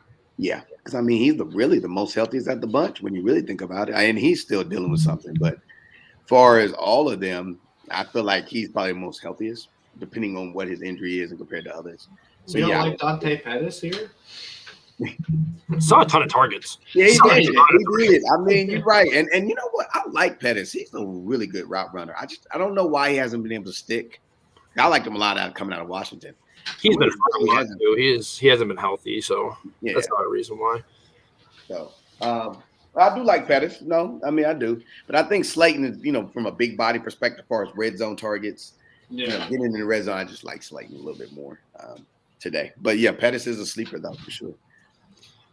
All right, so now that we got that out of the way, like we said, Shepard would likely be limited if playing at all, so I would probably have him out of my lineup regardless. Carr or Sam Darnold this week for you, Dan? Oh, God. Again, Waller's out. Darnold has DJ Moore. He's got, I guess, Robbie Anderson. This one sucks. I'll go Darnold, I guess. Not confidently, but I'll go Darnold. I'll set it and not look at it again. I'm in Charlotte. I'm not a Panthers fan, but I watch him and I follow him a little bit. Darnold's just not playing well right now. Another road game is tough to play on the road. I think, and actually, Rule had reports that he wants to run the ball 30, 35 times. So that's how much he is really not trusting Sam Darnold right now. I mean, there's reports. I remember reading that earlier this week on Athletic. I'm like 30 to 35 times in this era of football, he wants to run that much. So I think that they're going to run the ball a lot. I don't think Darnold is going to be more of a game manager. He's been turning the ball over the last 2 weeks. They should have won. The Eagles, I went to that game, and they should have beat Vikings, but it was turnovers. They kind of hurt them. And so I don't really think they're going to pull the reins away from Darnold. So I'm going to say Carr, even with the injuries, but just with the rushing. What I'm hearing here, I just don't think they're going to be. They're not sold on Darnold right now. He's lost them more games than he's won. So I think they're going to reel him back in a little bit. So. With the rushing, you said they want to rush more. Could Darnold keep up the rushing production? Get maybe 2 rushing touchdowns in the red zone? And I think that's probably where you're going, because early in the year they were using him a lot with C-Mac, with a lot of those read options in the red zone area. Mm-hmm. And I think that's probably where you're going to get more value from him. But look for a lot of that with Hubbard today. I don't know how good the Giants' defense is as far as running. I think they're probably mid-pack. So they're middle of the road. Mm-hmm. So I think they should be able to run. The thing with that is Sam Darnold didn't play well last week, and even from the eye test, he didn't play all that well last week. But he was 17 of 41. He realistically probably should have been 31 of 41, given all the drops. So he hit Moore and Robbie Anderson in the hands a handful of times, and they both dropped multiple passes. So Darnold week could have looked a lot better. I just wouldn't expect him to throw 41 times again. But I think maybe the 20 to 28-ish range. That's probably what I'm thinking. He hasn't had a game yet with less than 34 pass attempts. I think today, the way Rule was talking, I think today is going to be the day. I think he's at a point with the turnovers and things. I think I don't think they have a really good defense, and that's what makes it more frustrating for them, because their defense was playing well enough the last 2 games to win. So I think it's the offense, and I think they're really going to simplify things, and just from hearing things from Charlotte, that's what I'm kind of expecting. Yeah, I wouldn't be surprised to see them not throw the ball that much. I feel like they probably think that they can beat the Giants without having to throw the ball a ton. Chuba's been pretty effective, so I agree. I don't think Darnold throws a whole lot this week, but there is a chance that he gets in the end zone rushing. Yes. He does still have DJ Moore, so he still has an elite wide receiver option for him. So I think I'm going to take the upside of Darnold's rushing ability and the fact that he does have a wide receiver one. I feel like Ruggs is too big play dependent to be established as a wide receiver one. So I think I'm going to roll with Darnold, but I don't really, like Dan said, I don't really feel great about it. I feel like that's one of those leagues where I would hurry up and I'd set it and then I'd leave that league immediately and not look at it again for the rest of the day and just hope that he pans out.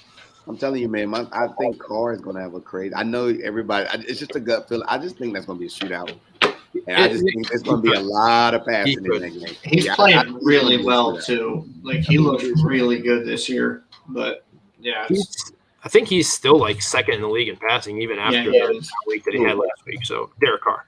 Yeah, I just think it's going to be a shootout. There's something about that game. It seems like it's going to be a great game. I think it's going to be a high. I think it honestly has the potential to be the highest scoring game of the slot today. I think. I mean, when I look at all the other games, I just think there's going to be a lot of points scored. So, all right, fair enough.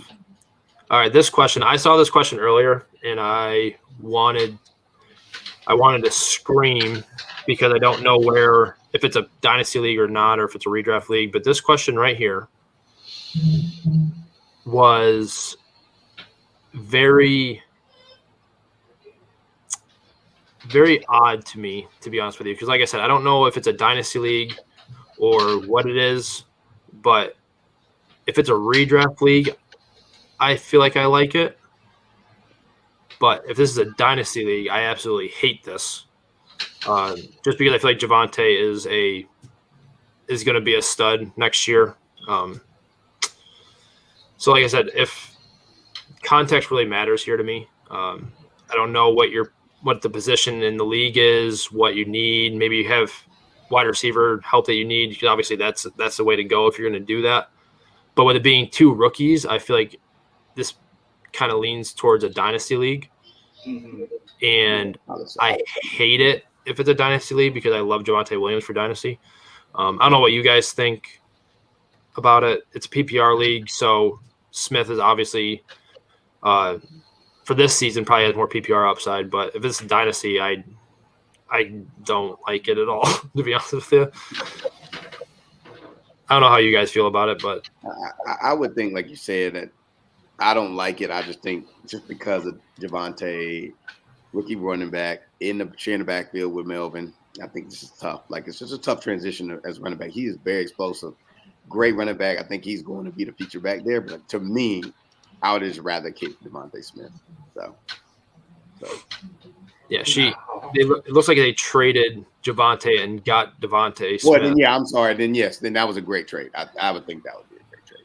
Now, like you said, I don't know where it's at with them, but I like that. I think Devontae is going to give you a little bit more upside consistently from a week-to-week standpoint as opposed to Javonte, just because of volume and just how their positional groups are situated for their team. So,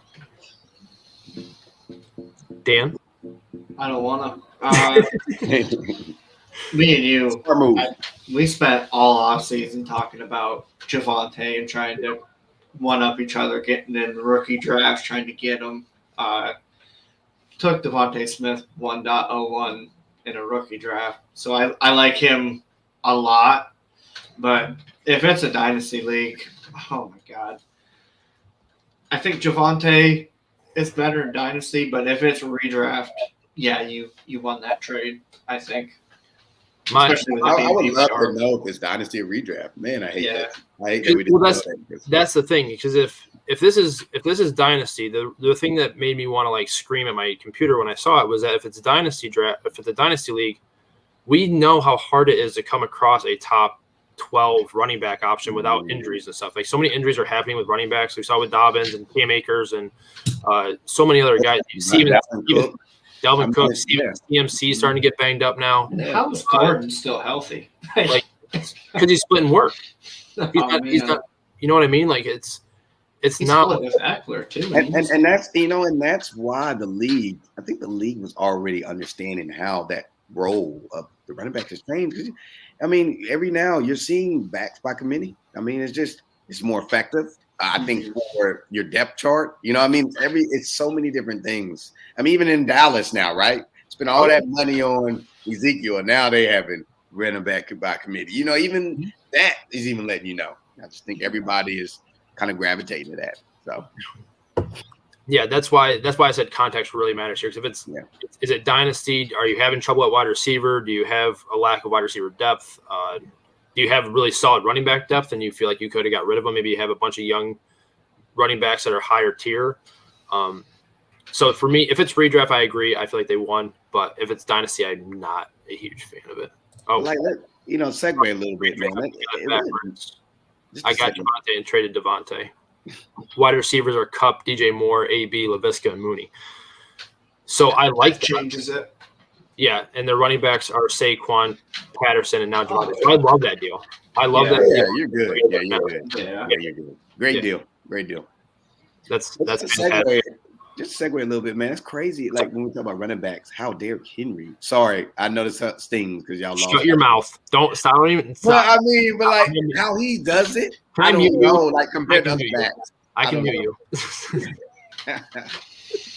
Shut your mouth. Wait. What did you think about the fourth down call, man? I had to ask. What do you think? I like the call. I don't like the play call. I like going for it. I didn't like the play call either. I the play call. If you go back and look at that tape, everybody on that defense, Josh Allen always goes left on his QB sneaks. And if you look at how they were lined up, they had 3 defensive linemen shoulder to shoulder on that left side. There is no way he was getting that play. No. My thing is, he should have used his legs like rolled out. Like I'd rather him on the perimeter or maybe some type of zone read. Like I felt like that was going to be a smarter play. What should have happened is at least in my opinion, and I'm not an NFL coach and I shouldn't be an NFL coach by any means, but what I think should have happened is you should have had Diggs and somebody like Beasley lined up in the slot on the outside on the left-hand side and had one or both of them come across the middle while Allen scrambled off to his right to make it look like he was going to bootleg out to the end zone to the pylon, and one of those guys would have gotten open and they would have been able to score easily. Like I said, it's especially when they went from shotgun to under center. As soon as they saw that happen, you knew he was going to be a sneak. So you should have had him roll out and have one of those guys come across the middle, and I feel like it would have been an easy touchdown. But that's just interior DL. They just shot gaps. I mean, they didn't even do anything. They just literally just shot because they knew it was. I mean, they literally just shot the gap and just caused cluster. I mean, and that defensive tackle came right across Deion Dawkins' face. He had no chance. There was just. But I will say this: I thought he had the first down. When he jumped Josh Allen, they brought it back. I just think that was conclusive enough to change that. I was like, because when I watched it live, I said that's a first down. I'm like, okay, he got it. I didn't think that was like conclusive enough to bring that back to fourth down. I was like, that's just me personally. I was like, I didn't think that was like, oh my God, yes, he's definitely short. It was like that one was close. Yeah, I was just. I mean, they stopped him, so yeah. Stopped him. And they All right. Off of that topic, I'm done talking about it. All right. Same question she had the Carr and Donald question. Do you think if I have Chuba and Mixon as my starting running backs, do you think I should flex Daryl Williams over guys like Tyler Lockett and Pittman Jr.? I personally would. I'm not a huge fan of Tyler Lockett this week. Or in general, while Geno Smith is in the lineup, I just don't feel like he's got the same upside. And Pittman Jr., even though I said that I like his chances to return back to that double-digit target share, I really like Daryl Williams in that backfield with Kansas City against Tennessee this week. So stop shaking your head. They're terrible against the run. I like Daryl Williams. And like with the emotional win y'all just had, I wouldn't be surprised if y'all get blown out. I'm not saying that. I don't mean that disrespect. That was a lot. It took a lot out of y'all. Yeah, go to a matchup like the Chiefs. Like that's that's tough. That's very, very, the NFL very tough. really put it to the Titans with their schedule. But yeah, I would go Pittman over Williams if it's me. That is fair. Just target share and PPR. If it's PPR, then that's slam dunk for me. Pittman over Williams. You know what? I just like Daryl Williams as a better, efficient running back for the Kansas City scheme. I just feel like he hits the holes. He's a lot more explosive to me than CEH. I like him. I just feel like he's a better schematic fit for what they want to do from their running game perspective. So I like Daryl Williams. Yeah, I'll ask you. I asked Ryan earlier. Is Williams better than CEH? Is that what we're seeing? As a runner, yes. I like his vision better. Like the last game against the Redskins, I watched it. I was in Virginia that week, and the game was on. And I just liked him. He's a one-cut runner. He squeezed through holes. He has good vision. Exposed, always going forward. Like to me, he's just a more efficient runner. I don't know if he's the best.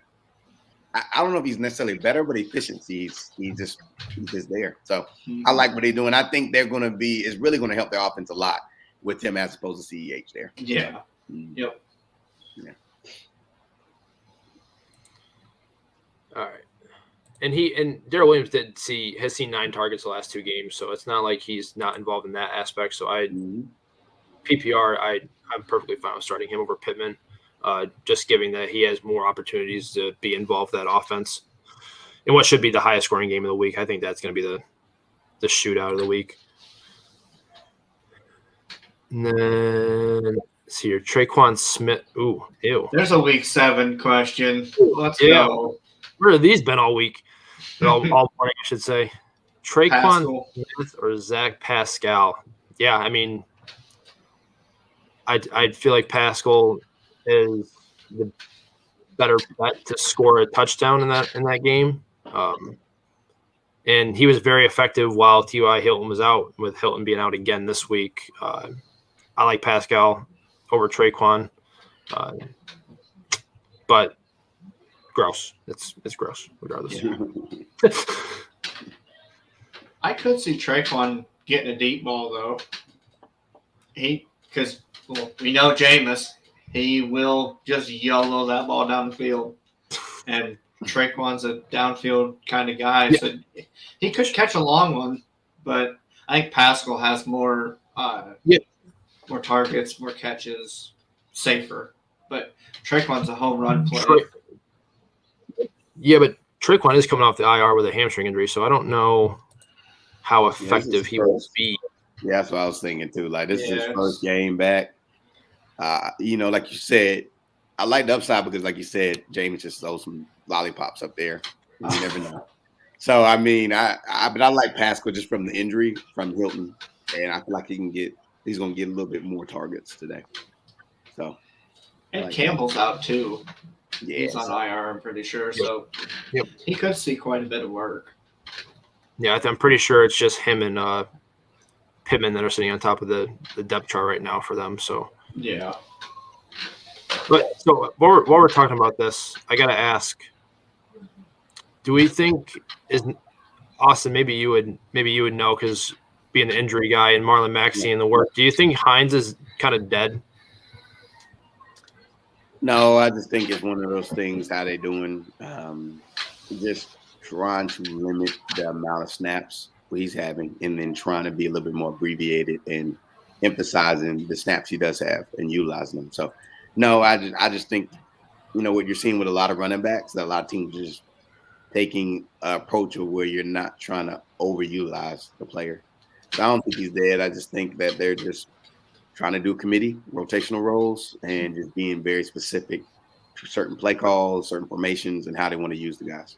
But I mean, in terms of your lineup, he hasn't seen more than 6 opportunities since week 3. I mean, he hasn't been involved hardly at all, and I don't know if they're trying to showcase Marlon Mack a little bit to get him traded away, or if they just. And Taylor's playing really well right now, so you're right. I still, just become the fact of his ability as a pass catcher, I would still have hope for him just because of that. I mean, he provides a dynamic that the other two don't. Even though Taylor is a decent pass catching back too, but far as just closeness, missed tackle rate, and things like that, I just think he provides something that they don't have. And so, to me, for that perspective, yes, he's not dead for me. I'll keep him around. And he could go off any week with multiple catches and a rushing touchdown. He'll vulture one from Taylor. Mhm. Man, it's tough. A lot of Even- times now it seems like they're riding a hot hand, right? So Taylor has a bad game, right? And then Hines comes in to say they're down and they need some explosiveness from a pass catcher back. Couple screens, couple option routes out the backfield. He's back in it, and then he's back in their good graces, and then they're riding him. So a lot of times, to me, that's you know keep him around. I don't think he's dead though. Would you play him this week? Yes, just because of the fact of the injuries from Campbell and then Hilton. I think they're going to need some of that production. They're going to make it up either from the tight ends or the backs. So yes, I'll play. That's fair. Ugh. Oh, Lord. All right. Full PPR. Corey Davis, Allen Robinson, or Julio. Dan, I'm gonna let you go because your man Julio's on here and your man A-Rob's on here. So, Oh, Allen Robinson. Why? Why are you doing this to me? Matchup wise, you have to go with Robinson, I guess. Oh man, Corey Davis is out for me. Like, nah. But between Julio and A-Rob, Julio could be on a pitch count.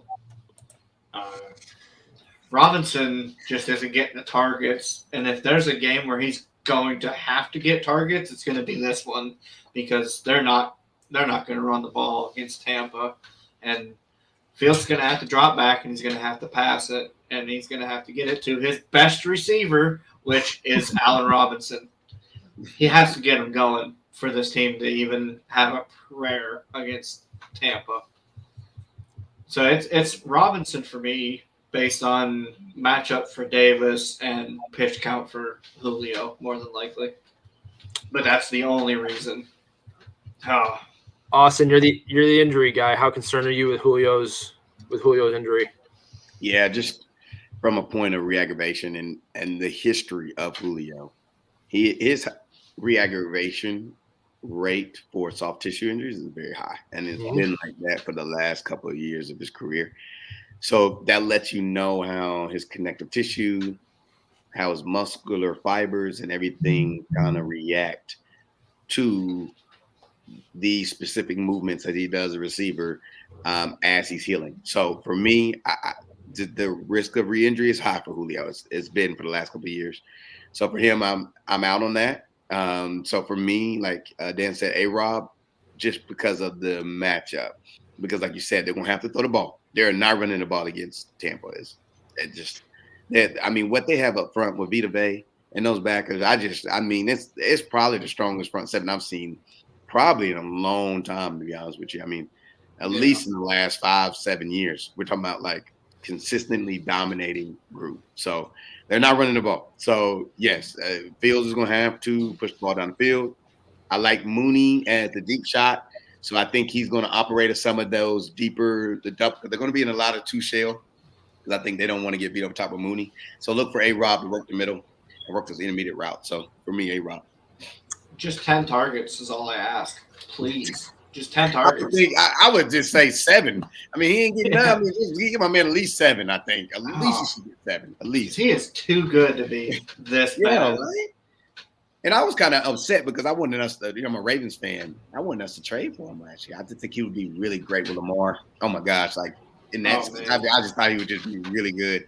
And then for him to still not be used is just like, and he's so young. Like he's young too. It's just like he's wasting a lot of his, his prime career for where he's at right now. And the quarterbacks he's been with. So I thought Justin Fields was far and away the best quarterback he's had.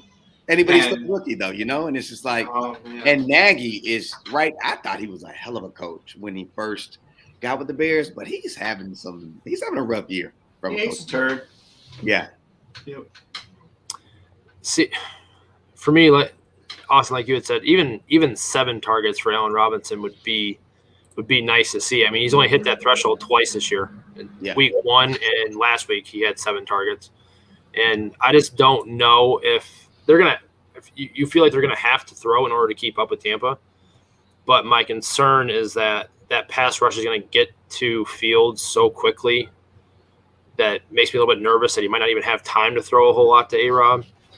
And like I said, that Titans-Chiefs game might be the highest scoring game of the week, and Kansas City's defense is not good.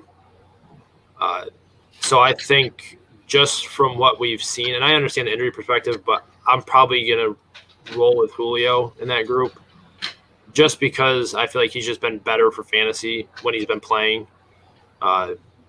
And A-Rob just makes me really nervous, unfortunately, because I'm with Dan that I really love Allen Robinson. I've always loved having him on my fantasy teams. But and you know better than anyone how invested I am in Allen Robinson. Oh, yeah.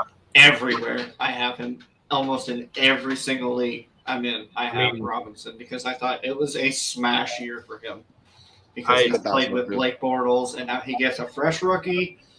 He's going to get intermediate targets. He's going to feast, and it has been a dumpster fire. I mean, Dan, me and you were in, probably half a dozen leagues together, if not more. Probably a dozen. Probably closer to a dozen, and you do have A-Rob in a lot of leagues. So, yeah, I know you're very highly invested in him. I just like Julio this week in that matchup. I feel like that game is going to be so high scoring. That it's going to be hard to bench him. But like you said, they're going to have to get him going at some point if they want to be competitive at all. I think they're 3-3 right now. And their schedule doesn't get a whole lot easier coming up. So I feel like they need to get him rolling if they want to stay competitive in that division. If they want to stay competitive for a playoff spot, they're just going to have to get him going. So I like the A-Rob pick. I'm just going to go with the game that I think is going to be higher scoring in Julio. But the injury thing is concerning for me. So if he does go down, I'm sorry if you listen to me and start Julio, but I just like the scoring upside of that game. Bars in the Tuck, good morning. Happy football. Full PPR, pick a tight end. Ricky Seals-Jones or new toy Ertz? Austin, who you got here? Ertz, because they were utilizing the tight end. Max Williams was having a great year. And I think you can see how the tight end is starting to be a centerpiece for that offense, and he's spreading the ball so well. So I actually thought it was a really great trade for the team. And I think Ertz is going to fit in really, really, really nicely just because, like I said, Max Williams is having a great year. They were utilizing the tight end position a lot. So I expect Ertz to be productive for the rest of the season for the Arizona Cardinals. I think he's going to kind of revive his career a little bit. Even though I say his career was going down, I just think it's going to be a really good spot for him, Ertz. So Ertz will be mine. Dan, what do you got? I like Ertz a lot this week too, just because he's the new shiny toy in Arizona. But I'm going to go with Ricky Seals-Jones here. He slid into the Logan Thomas role, and he's getting targets. He's producing really well. And besides McLaurin and McKissick, there's really not another reliable pass catcher there. And Heineke looks to the tight end quite a bit.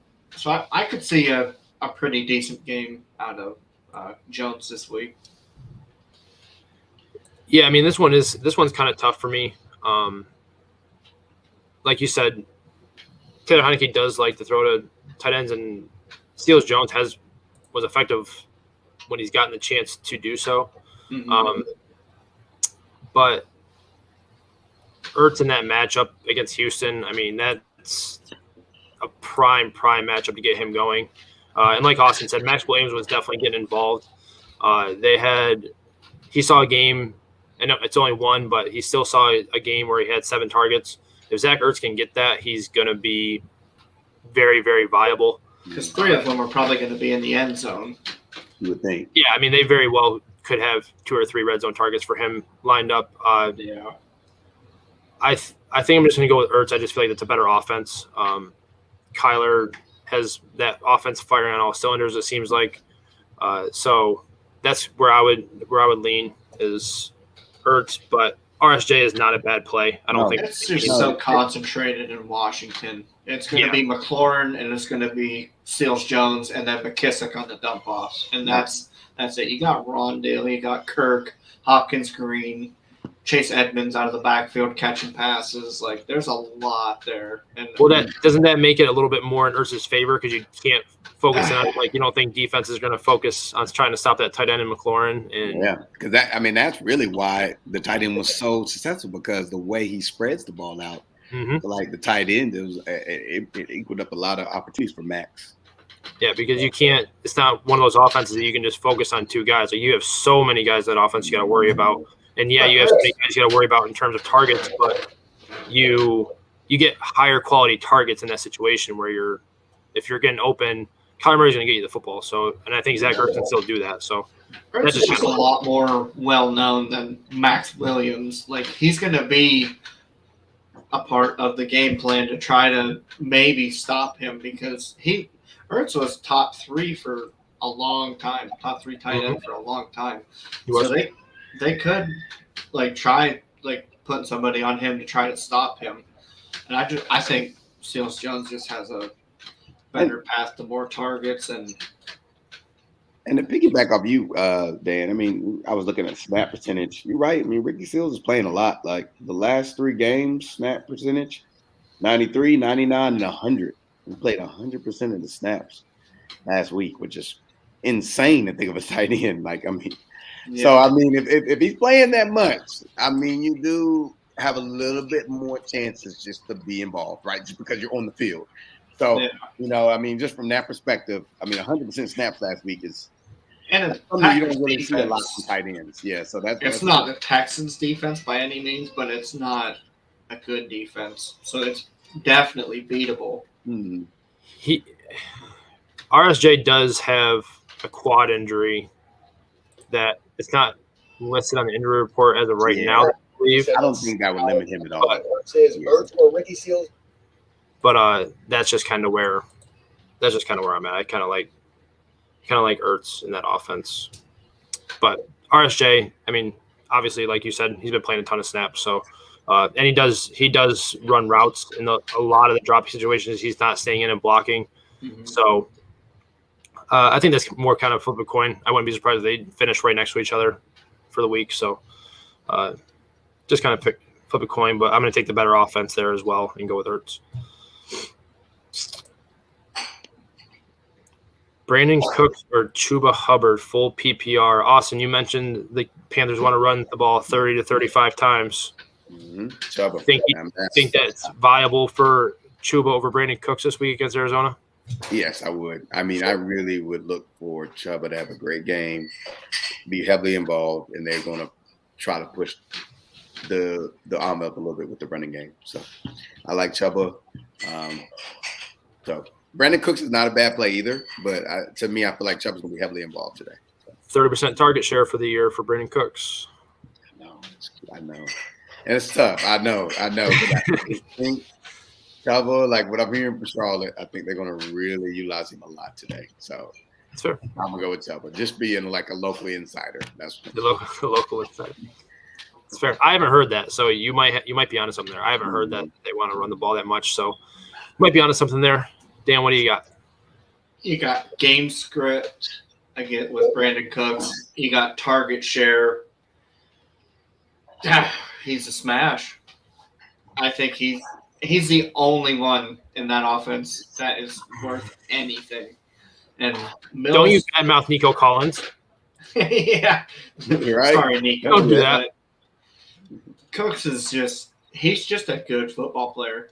I'm not completely sold on Chuba yet, but I've seen enough from Brandon Cooks to where you can't doubt the guy. He just goes out there, he catches 12 passes and gets almost half or not more of Mills' yards. Like he's just a target monster, and he's so good. He's so good.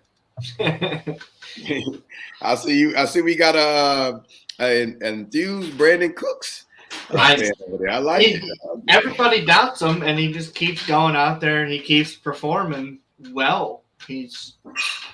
He's just good at football. And again, I do love Brandon Cooks, but I'm gonna have to go with Chuba here. Giants are one of only 4 teams that are allowing over 120 rushing yards per game so far through week 6. They have not been – I actually thought they were middle of the road in terms of that aspect, but they are not very good. They don't allow a whole lot of touchdowns. They don't give up – they're averaging less than a touchdown per game to running backs, but they do allow a ton of yardage. And if what Austin's saying is true, that they want to run the ball that much, if they're going to give Chuba Hubbard 25 carries, then I don't think there's a way that you could bench him. But Cooks is in a very good spot this week. Obviously, that game script is going to be in his favor. They're going to have to throw the ball to keep up with Arizona. Yeah. But is I also – the game script going to be in Chuba's favor to run him 25, 30 times a game? I'm not sold on that. I wouldn't be surprised by that at all. I don't expect the Giants to be able to score all that much. Carolina's defense is tough, and they know that. So I think they are going to want to give him the ball quite a bit. And Daniel Jones has kind of been Daniel Jones again for the last couple weeks. So if he turns the ball over, not having Golladay, not having Tony, who's been a huge, huge part of that offense for the last 2 weeks, I feel like he's really turned into a really trusted target for Daniel Jones.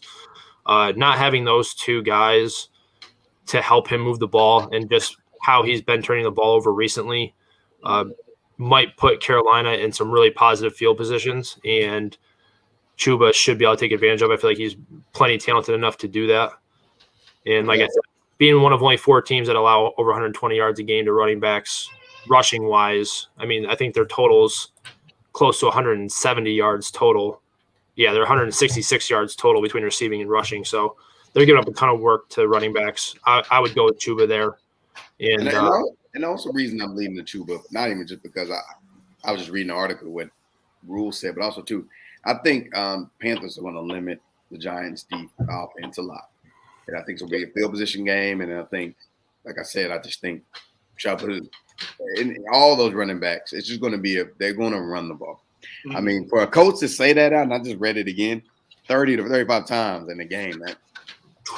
That's Derrick Henry level there. Yeah, you know what I mean? Like, I don't know about Chuba's him, going to get 30 to 35.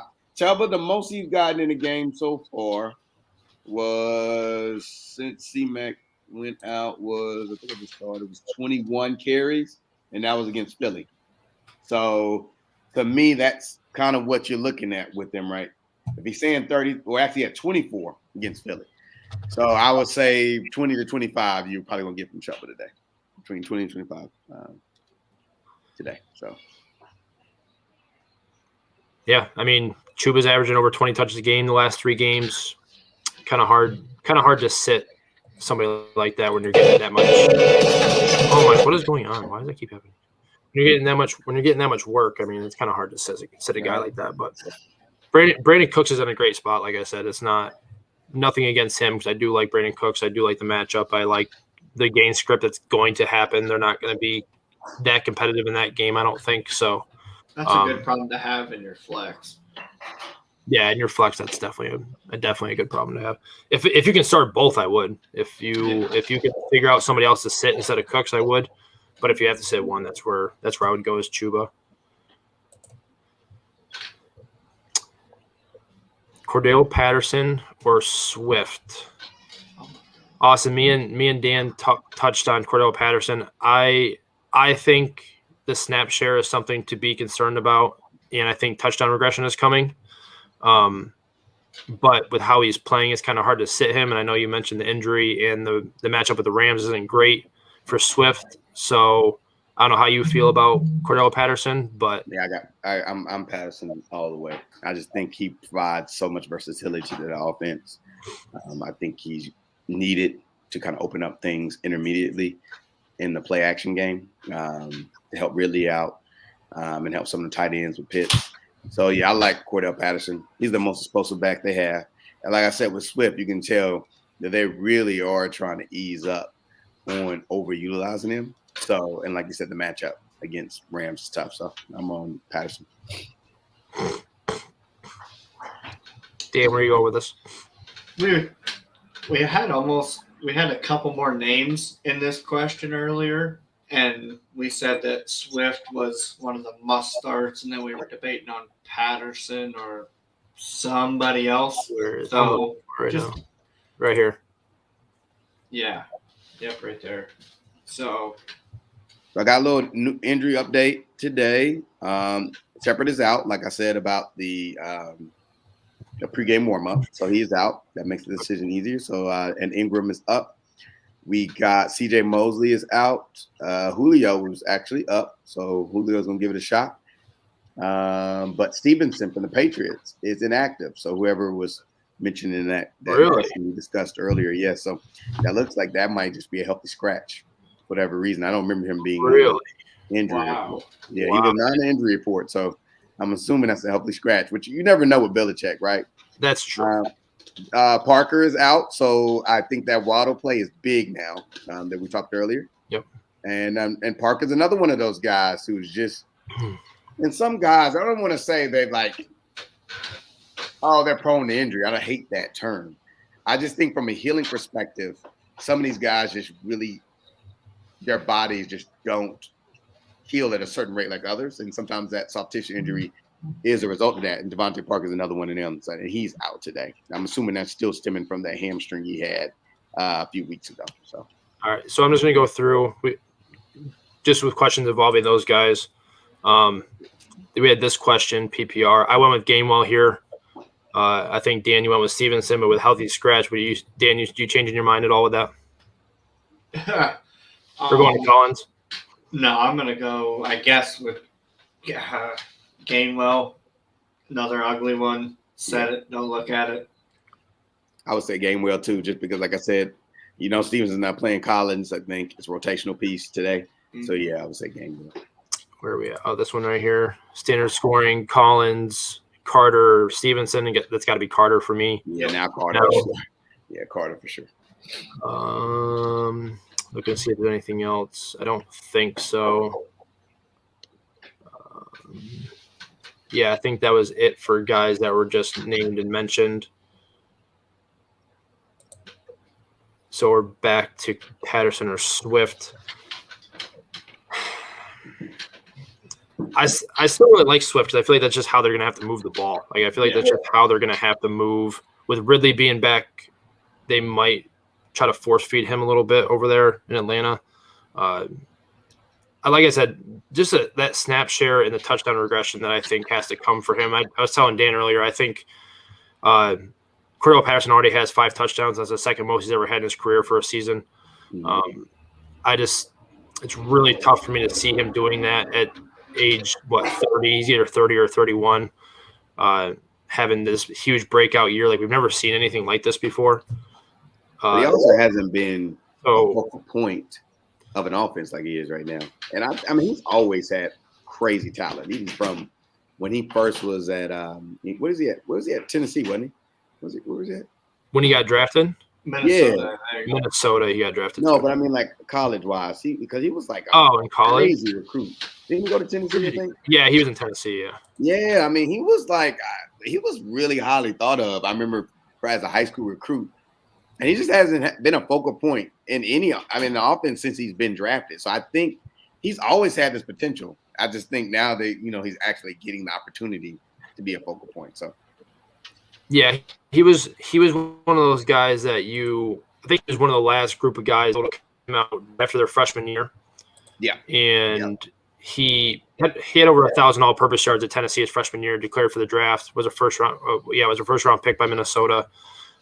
So yeah, he's always been talented, but like you said, it's just kind of one of those things where he hasn't been, like you said, hasn't been utilized all that much. I think the most he's seen a couple like 60+ target seasons, has never seen more than 64 rushes in a season. He's probably going to top that this year. Yeah, of course. So it's interesting to see him break out at, like I said, age 30, having the season that he's having already so far this year. You also got to remember, he also was a return specialist for a while, so he doesn't have a lot of mileage on him compared to some 31, 32-year-olds. You know what I mean? Like he doesn't have as much mileage on his body.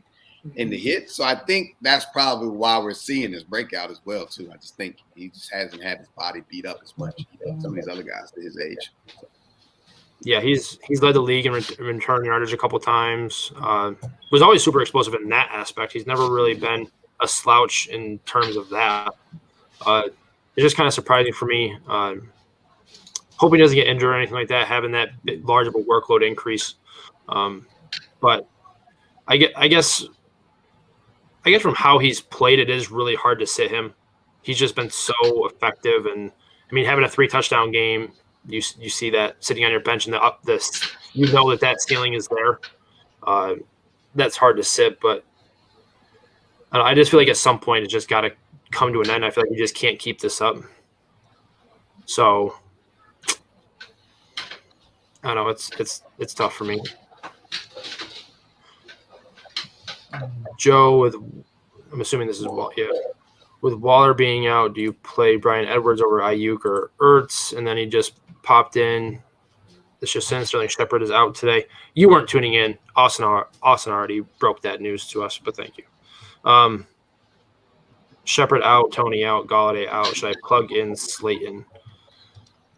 If your other options are Ayuk and Ertz, probably say no. I feel like I like Ayuk better this week over Slayton, but that's tough. I don't know how you guys stand about that. I would rather start Ayuk over Slayton, but that's just me. Volume play for Slayton for me. What about Dante Pettis? Yeah. I don't know. I like Slayton as just a volume play this week. I don't think Pettis is going to eat too much into his targets.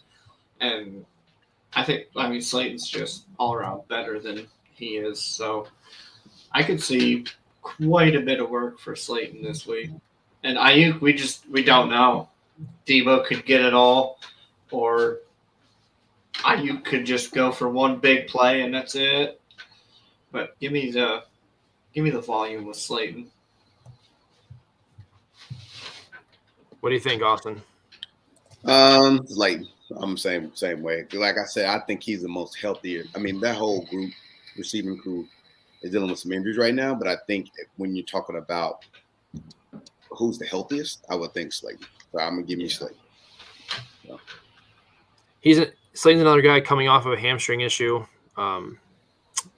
It's kind of touch and go for what it seems like. I feel like they were kind of questionable. He was really questionable at the beginning of the week. They weren't even sure if he was going to play, and then got listed as active. He's been sidelined since week 3 with that injury. So I don't know. It's tough because he's been so long without being in the lineup. Like you said, soft tissue injury. I get the play. I get the volume play aspect of that.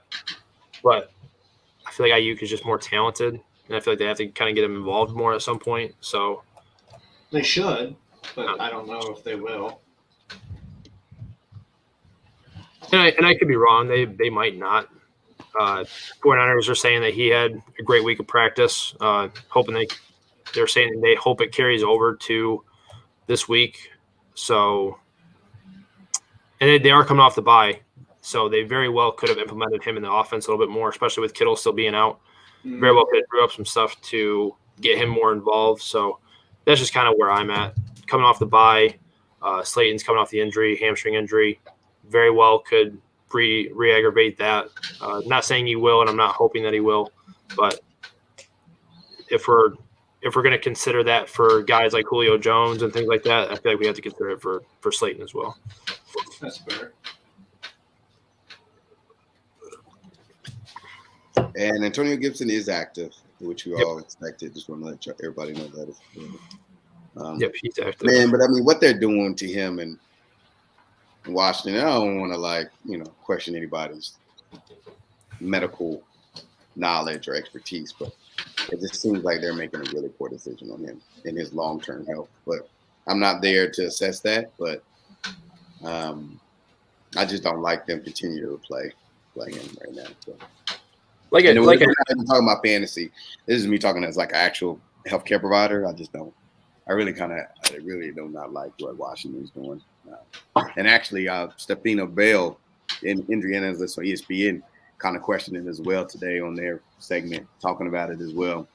And when I write the article, y'all can kind of tap in on it. But it really is on the edge of like malpractice, just because of this type of injury.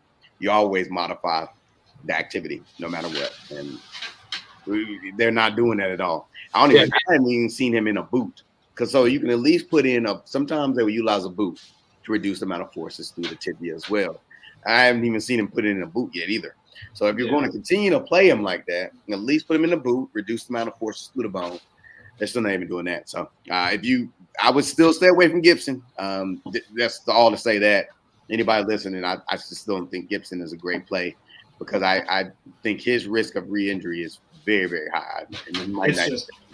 In this week, it sucked because you got the buys, you got the injuries. You're almost forced to play somebody like him. Yeah. Even though you might not want to, you might have to. Well, I think that's just one of those things where you have to understand the range of outcomes that come with starting him. Like temper your expectations. There's a very real chance that he leaves that game early, and I'm willing to bet just about anything on it that if he leaves that game, he will not come back into that game. Yeah. If it's for that injury, so I have to start him in a couple lineups. Being in 27 leagues, I mean, you're bound to find situations like that. 27 leagues. Yeah. I think 20 of them are with Dan. So it's just about. Yeah. Are these money leagues or fun leagues? No, not all are money leagues. Yeah, I think I'm in 7 money leagues. What's payout? My fiance's watching the show, so I'm not going to say exactly how much. Hey, I got to keep it quiet too, man. Same thing, man. Yeah, I'm not gonna say how much is invested, but let's just say if I win the one league, I'll win just about everything that I put in back. So so that's the way I kind of pitch it to her. I'm just like, listen, if I just win one. Right, I'm pretty much back to where I was before. So All right, one more question. Collins or Carter? I could also pick up Hines, Bell, or Jamal Williams. I'm assuming. Give me Michael Carter. Yep, Carter. In that group, yeah, I'd probably roll with Carter. But also, Bell is a sneaky play just because of the fact Latavius Murray's out. Freeman's probably going to start, so Bell's probably going to get an increase of touches. They like him a lot as a red zone back because of his vision, and the Ravens' offense is moving the ball pretty efficiently right now. They are. And Lamar has always owned the Bengals so far. I mean, he has just lit them up. So we'll see. I'd say Bell's sneaky if you can get him in. I definitely would say Carter for sure, but Bell is a sneaky play today, I think. Yeah, and that's fair. Bell definitely has some upside just because of the offense that he's running in. But Freeman, I feel like, has looked like the better back as of right now. He just seems to be a better fit in that offense. But it is Devontae Freeman, and I don't think he's anywhere near what he was in his prime. And obviously Bell isn't either, but they did activate him with their practice squad instead of cutting him, so they obviously have some faith in him. I know he was out of practice squad call-up, so they could have released him if they didn't think that he could help their team. So he's going to be involved. I just feel like Michael Carter is just more talented and just another guy. Especially if this is PPR, he's definitely a guy that is going to be involved while I try to figure out a way to move the ball against New England's defense. So that's kind of where I would go to. But I agree with the Bell play. I feel like he is a sneaky start if you touchdown dependent, but yeah, that touchdown dependent. Oh, for sure. I feel like all these guys are, to be honest with you. Even Michael Carter, he has a higher PPR for the rest of these guys probably. Mm-hmm. They're all pretty much touchdown dependent, where you're just kind of hoping that one of them gets in the end zone. That's what frustrates me with the Ravens a little bit, man. They got Tyson Williams, and I think he's really active. Yeah, what He's the most athletic and explosive back they have. I think it's ball security and then pass protection. I was going to say, do you think the pass protection thing is what kind of killed his playing time? Is that the offensive line, the way it is, I mean, even though the offensive line is performing better now, but still with Lamar, you got that $1 million piece back there. I just don't think they want to take a lot of chances. Yeah, I really think they're really, and that's to me, that's the only reason why, because from a youth, athletic, explosive standpoint, he should really be the starter. Though. Oh, he should be. Yeah, not even close. Their bye week has to be coming up. No, I think it's week 9 or 10. They still got 3 more games in a row to go. They have the Thursday night against Miami, and then next week I believe they play. They got the Bengals today, and then they play the Vikings next week, and then they play the Dolphins on Thursday night, and then the bye, I think, right? Then they go to the bye after the Thursday night game. So they still have 3 more games. Mm-hmm. I wouldn't be surprised if that's when he becomes more of a thing. They might just be solely working on his pass protection in practice, but if he's not out there by that point, I feel like he's just kind of dead in the water. But that's really teams have called for trade again, and they declined so far. So some teams want him. So. Yeah, Joe, good luck. I know I'm in a couple leagues. Dan, I didn't tell you this. I'm in a league with a bunch of other podcast hosts. So it's like me and a bunch of other people. And I was going through my lineups all last week, looking to see if I had anybody sitting on IR or anything like that. I'm 4-2. I'm 4-2 in that league. And I went through all my teams, made sure nobody in my IR was out. Everybody that I had on a bye, I took out and put them on my bench. So that way, when I went back through again, I knew who all I need to replace. Mm-hmm. And I somehow skipped over Kareem Hunt last week.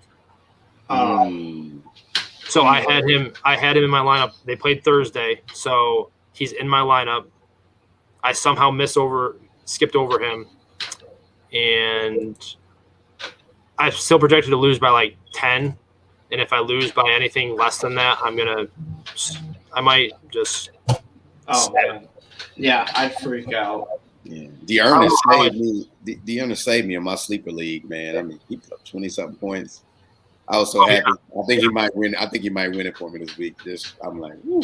I bet he's probably gonna finish as a top 5 performer for running back. Oh, yeah, definitely. Probably, yeah. Insane. I started Demetric Felton over him in one league. I picked up both of them. I thought Felton was the better PPR play. And obviously I was wrong, so it kind of hurt to see Felton in the lineup over him with like 27 points in that league. So yeah, then you got to stare at it for the next couple of days. Right. I played him in my daily fantasy. I thought he was going to give me that versatility and like reduced ownership, but he didn't do it. Nope. Wasn't enough. Yeah, it wasn't enough. So. Was not enough. But all right, guys, I think I'm going to end it here. Going on noon. Dan, I'm sure you got leagues to set up, and I got leagues I got to go through and set up as well. Got to take out Sterling Shepard. Yep. Get the lineups ready. It should all be out now, right? It should all be. Yeah, everything's out. Everybody's out. Good to go. So we'll see what's. I don't know, man. Y'all boys have a great win. Get some wins in your 27 leagues, hopefully. Yes. I only got 6 to worry about. Y'all got 27. Like, woo. I'm at 17 or so, but what I did was I went through Sleeper and I sorted all my leagues. Like, so my money leagues are all up on top, and then a couple of my charity, like I'm in 2 or 3 charity leagues, and those are like right below that. And then all my free leagues are down there. So I go through all my really important leagues first, my money leagues, my charity leagues, and then I worry about my other league. I worry about Scott Fishbowl and all that stuff first, and then I focus on my other leagues that are just free that I just joined just for fun. This is my first year on Sleeper. I'm really enjoying it, man. I do Sleeper. I love Sleeper, man. It's great. Yahoo are my top 2. Mm-hmm. Sleeper is getting there up there. For real. I hate MFL. I don't. Oh, what? It's terrible. I don't like ESPN either. Yahoo is the way to go for me. Yeah, Yahoo. Yeah, Yahoo or Sleeper are my top 2 right now. I can't do my fantasy league. The Scott Fishbowl league. I mean, I'm getting used to it now, but it's week 7. It took me 7 weeks to figure out what the hell I'm doing, and I'm just not a huge fan of it. I like their analysis, and I like the writers that work for them, and I think they put out good work, and they have a good they have a good service in terms of what they do for you, but their fantasy platform itself, I just don't like. I do love Sleeper though. That and Sleeper and ESPN are actually my two favorite. I'm not really a huge fan of Yahoo for some reason. I don't know why, but I'm just not. I've only ever been in one league, and that was with Dan in Yahoo leagues, and we moved that Yahoo league to Sleeper. So, Yep. Well, all right, brothers. Have a great day. Happy Sunday, football Sunday, and then I'll see y'all next week. Yeah, good luck, man. Sir. All right. All right, yeah. So we're gonna wrap this up, Dan. If you want to tell people where they want to find you at, anything you got going on or anything like that, feel free, and we'll get out of here. On Twitter, you can find me at ParkFFB. Still working on my article. I'm actually working on a big project that I'm going to put out for Yardsburg. It's going to be pretty cool. I hope you guys tune into it. Good luck in your week 7. This is one of the worst weeks I've ever seen in all my years of playing fantasy football. This is horrifying. But good luck, and thanks for having me, Ryan. Yeah, absolutely, man. Luckily, I'll get Jeremy back next week. I don't got to deal with you and your Titans fandom anymore after this, except for in my DMs, of course. Mm-hmm. Yep, 143-3. I mean, hey, go Titans, right? 143-3. Yep. The heck is that? His yards and touchdowns. Oh, shut your mouth. I hate you. All right, buddy. I'll talk to you later. See you, bud. Good luck, everybody. But yeah, you can find me on Twitter at Mackie_FFB. DMs are going to be open until whenever, taking any start-sit questions you guys might have. Really appreciate you guys tuning in. Really appreciate all the questions. Hopefully we put some solid insight into your guys' questions. Hopefully you guys are paying attention to inactives, because there's guys that came in that were inactive that was surprising. Ramondre Stevenson being a healthy scratch, it seems like, is surprising. Sterling Shepard, limited walkthrough, so he's out as well. Just make sure you guys go through, check, and make sure that you don't have any last-second inactives. Like I said, if any more questions, feel free to hit my DMs at Mackie_FFB.